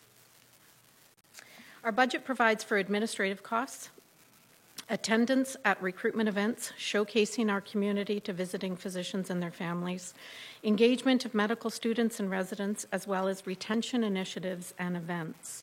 We know that retention of our physicians is as important as recruitment. At these events, new recruits are able to meet colleagues and start forming the social networks so vital to retention. Our recent Physician Golf Day was a huge success, attended by the largest number of physicians in recent years. As part of retention, we are currently exploring a mentorship program for new recruits. We completed our fiscal year this March, having recruited 14 physicians to Sault Ste. Marie. Our current fiscal period is likely to be just as successful, as we have recruited 10 physicians to date, with 2 offers currently in negotiations, 3 site visits planned in the month of December, and more anticipated in the new year. We've recruited a total of 164 physicians since this program began in 2002. These are physicians excited to start a new life in our community for their families and to practice with a very collegial group of physicians. For a number of years, we've been aware of a large cohort of family physicians likely to retire within a 5-year span. We've seen these retirements occur recently and have worked to keep up the recruitment efforts. In the last 5 years, we have recruited 24 family medicine physicians to practice in our community. In that time, we lost 22 family physicians, 18 to retirement, 3 left to practice elsewhere for family reasons. We know that it takes at least 1.5 new physicians to replace 1 retiring physician. In the fall issue of the Northern Ontario Medical Journal, NOSSM's new dean, Dr. Verma, advises readers that she is keenly aware of the urgent healthcare needs of the people of Northern Ontario.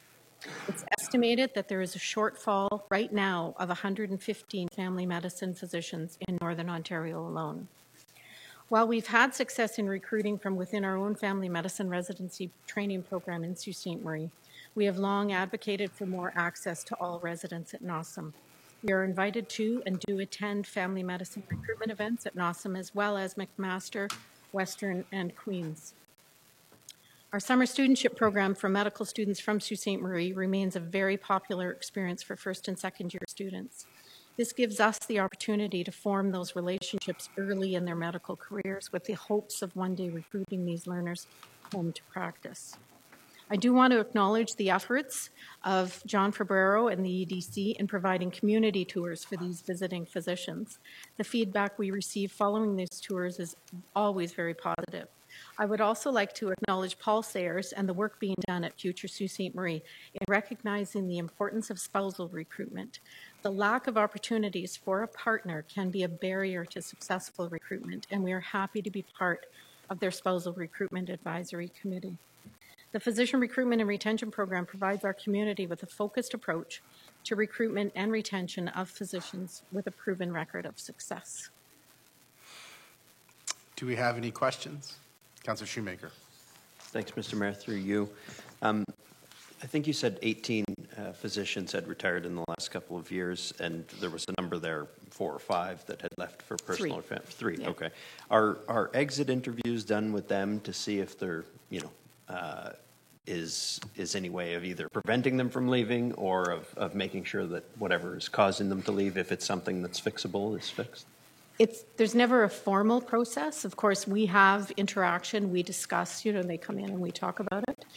Always, if there's anything that we can do, we'll do it. Right. But, for family reasons, at least 2 of them didn't want to leave. They felt like they were following their partner, Gotcha. right, okay. For recruitment or for employment. Okay, thank you. Just want to thank you for the job you do, Christine. I'm sure Dr. Spadafora would agree. And sitting on the physician recruitment committee, you do an excellent job, and it's tough work. And for the community, just to recognize, because we as city councilors get calls on this type of thing, and people who don't have a doctor, we're aware and we're working on it. And there's a team that's working on it.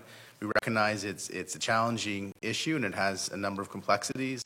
As Christine's indicated, you have to have opportunity for spouses, and then there's, the integration into our medical community and the different opportunities in our medical community. So there's a lot of things you have to take into consideration. I appreciate, Dr. Spadafora, your effort on that committee, and the clerk, the CEO, and I look forward to continuing to work with all of you to improve physician recruitment to our community. So thank you for the work that you do. Thank you. Agenda item 7.5, the Sault Ste. Marie Museum. William Hollingshead, the Outreach and Education Coordinator, is in attendance.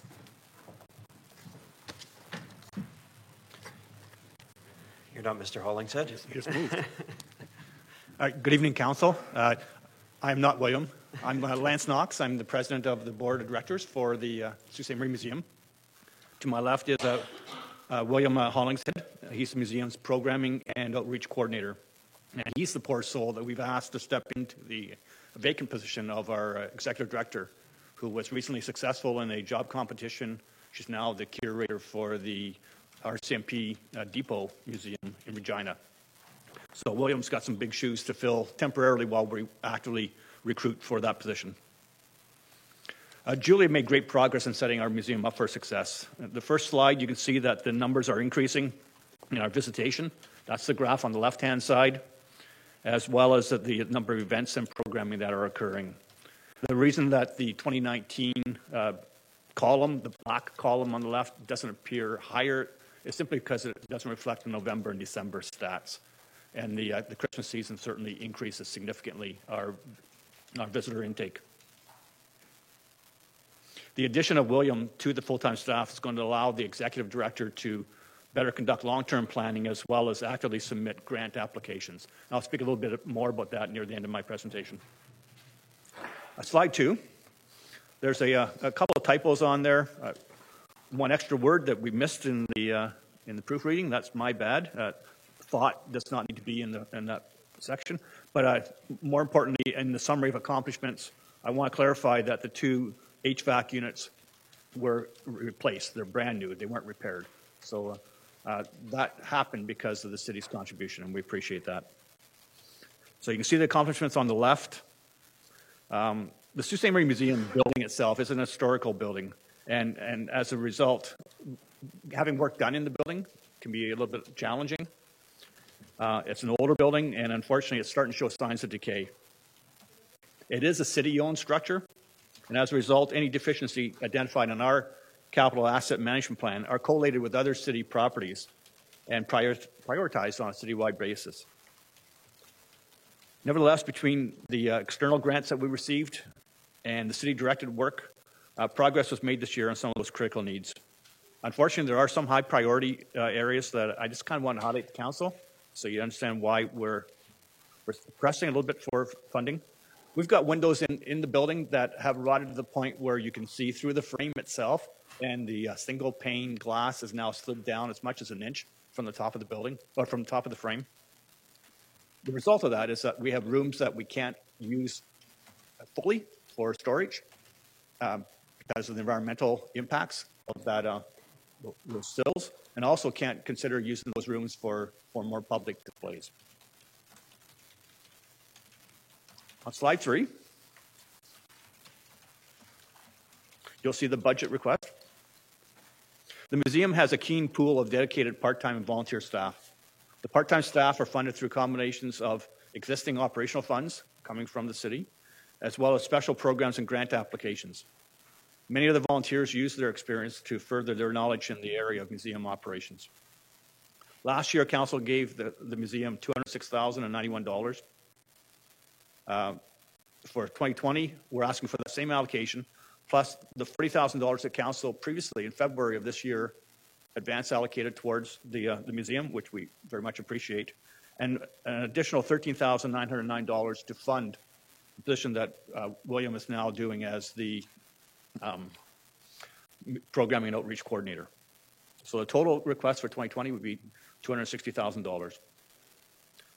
Acquiring that full amount would allow the museum to address display needs and dedicate more staff resources to activity and event attractions. One final note with respect to the budget, and it's on the slide. The city's allocation to the museum has always come with a little bit of some limitation, and we're asking that those limitations be removed from the next year's allocation.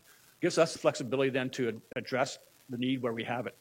For example, we will get external grants, Trillium grants, for example, but they come with specific wording, and sometimes we're not allowed to use that grant money for salaries. Yet the outcome of that additional money coming to the museum is that we've increased the visitation. We've required that increase in visitation, the influx of that money from the grant has meant that we've had to make adjustments to our display areas. Well, that impacts on staffing. So we need a way to address the increased cost for that staff. And if we had the flexibility within the city's allocation to be able to move money from salaries to operating or operating to salaries, it would be helpful.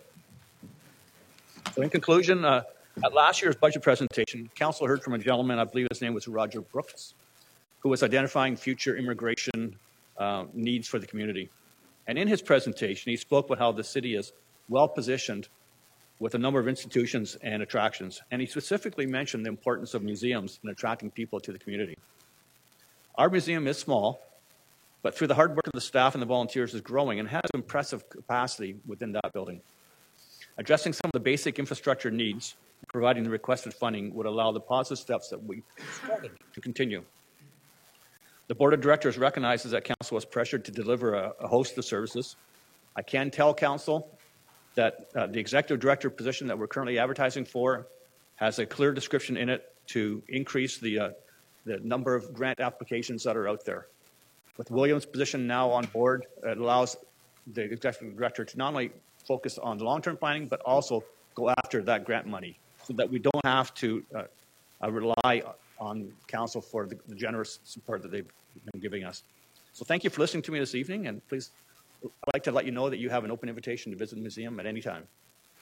Thank you very much. Do we have any questions? Councillor Shoemaker. Thank you, Mr. Mayor.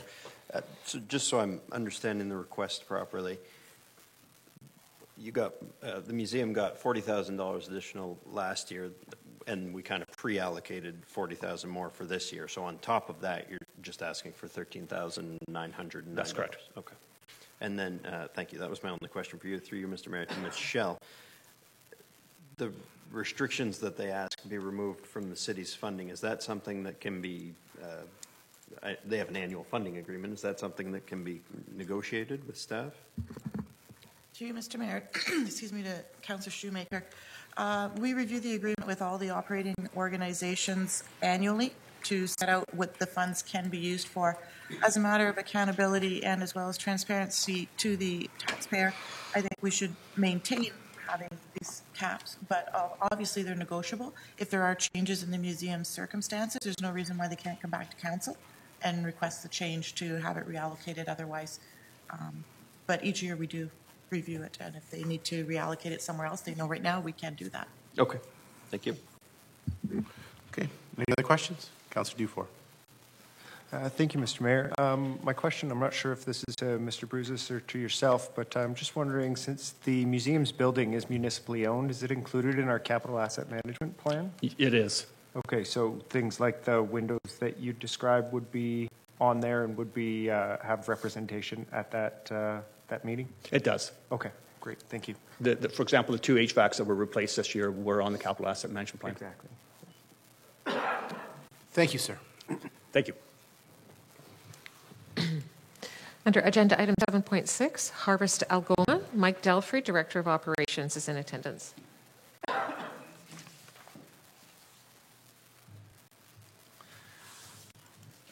Thank you, Worship, members of council. It's a pleasure to be back before you in this new role with Harvest Algoma.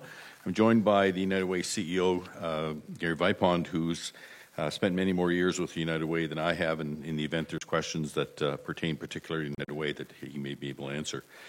So Harvest Algoma was created a year and a half ago to increase food security in Sault Ste. Marie and district, And we begin and have begun in the last year and a half by targeting food insecurity by vulnerable populations.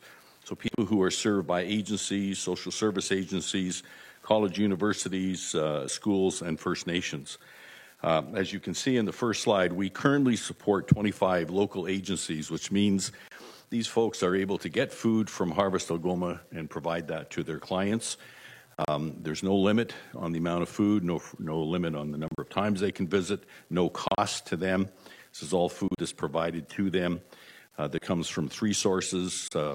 Surplus food we receive from manufacturers and producers outside of Sault Ste. Marie, food we rescue from restaurants, grocery stores, and other sources, and eventually food we grow once we install our gardens and greenhouses on our property. We also support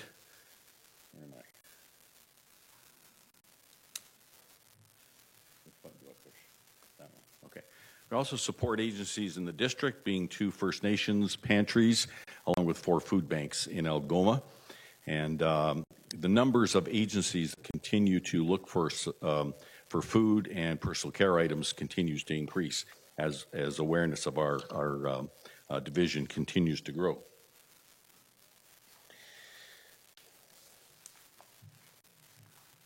Oh, wrong one. Okay.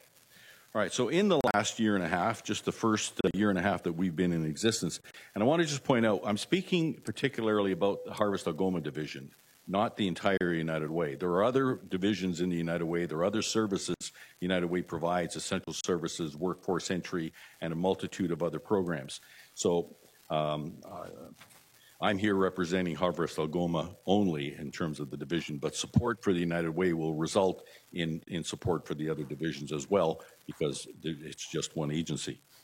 As you can see from the slide, in the first year and a half, we've rescued and distributed over 125,000 pounds of food to our network of 28 local agencies. So that's just over 60 tons of food that is now coming into the community that previously, before we were created, would routinely go through Sault Ste. Marie to food banks in Thunder Bay because there wasn't a facility here that could receive, store, and distribute food safely. So it's been a major net improvement to the food security movement in Sault Ste. Marie. The estimated retail value of that food is approximately $275,000 that the city has benefited from, and that translates to approximately 41,000 meals that food would create, with the retail value at an estimate of $5 per meal of a little over $200,000. Our division has created 4 new jobs in Sault Ste. Marie, and we have so far to date spent approximately $1 million in the community with funding from various sources, including the District Social Services Administration Board, the United Way itself, Trillium, and other partners that have been supporting us. We have 5 programs that we've created. You can see them listed there. And this, a bullet that isn't on the slide that occurred to me on my way here is the timeliness of Harvest Algoma. The fact that we were created in just a year and a half. You're well aware of the number of jobs that have been lost in Sault Ste. Marie in the last year. Major large numbers of jobs at Sears, Walmart, Lowe's, Rona, and soon at Giro.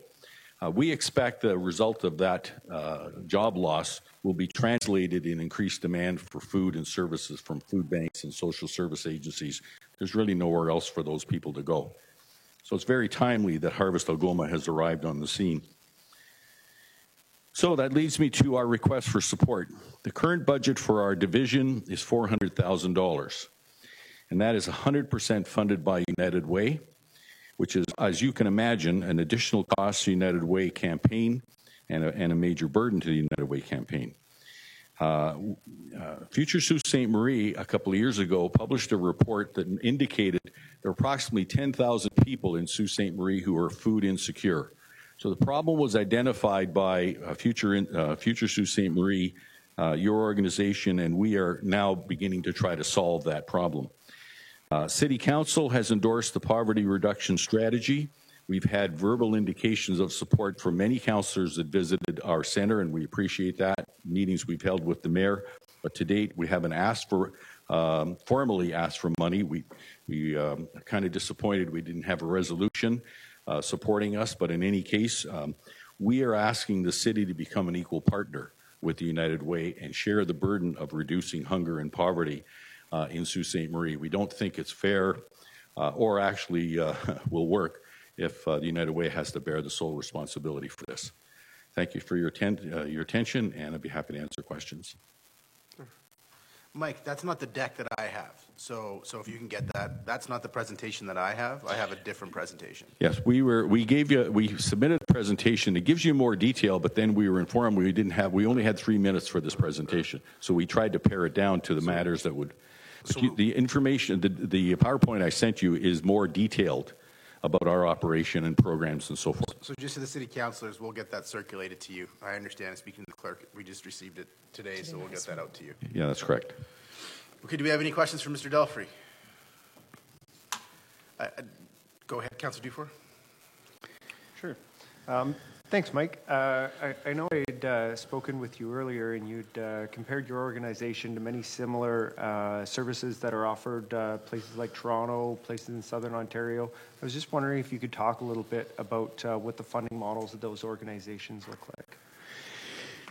I probably varied by the variety of agencies. There are not very many that are working on the scale we are for a city our size. Because of the capacity our facility gives us, we can really make a bigger impact on hunger because we have such a big processing facility. Most food security agencies will just be a warehouse with dry goods.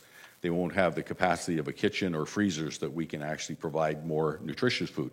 So as a result of that, we're able to address things like the nutrition deficit and the skill deficit in the community.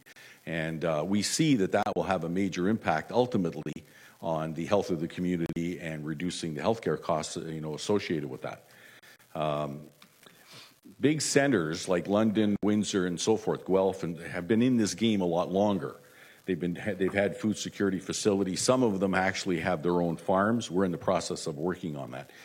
Because we're new, we really are just starting to ramp up. The benefit of that is we're learning from them in terms of what their best practices are. And the traction that we've received in a year and a half, which is really due to the partnerships that are there with the food bank farm. We're a unique community with the only food bank farm. Well, not anymore. There's one in Huntsville, but we've really been able to be innovative in some areas. But bigger centers have bigger capacity. Of course, they have bigger populations, so forth. But I don't think you'll find a center that's as unique as ours because of the capacity we have with the center and because of partnerships like the Food Bank Farm and food rescue agencies like Connect the Dots and so forth. So the traction that we've achieved is largely because there were a lot of players in the game, and what we've been able to do is kind of aggregate them, bring them together so we have some synergy and critical mass, or we never would have reached those numbers in a year and a half. So I know that we're a new outside agency, and it'll be difficult for you to find funding. The only recommendation I'd make is forget what those bush plane guys said to you, and we'll be golden. Are they gone? Aren't they gone? Oh, they're still here. Well, they're very near and dear to my heart.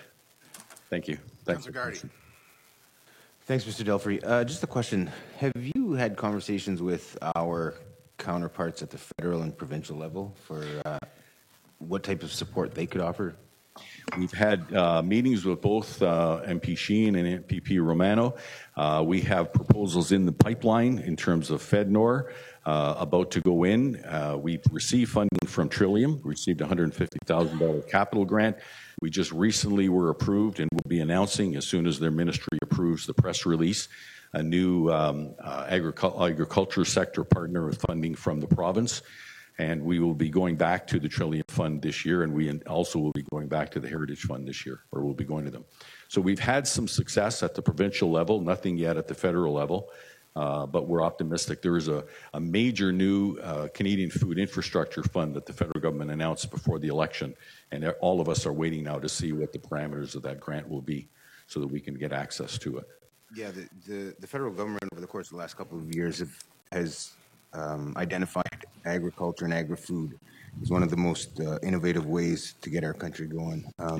And I think what you're doing is important to our community in that regard. And I look forward to some support for you guys moving forward. I appreciate that. If I could, I just want to coin the awareness. One of the things the community is starting to understand is some of the vernacular in terms of food security. It was a pretty new term when we began in terms like food rescue. People really didn't know what that meant, and they're starting to find that out as we promote these kinds of events.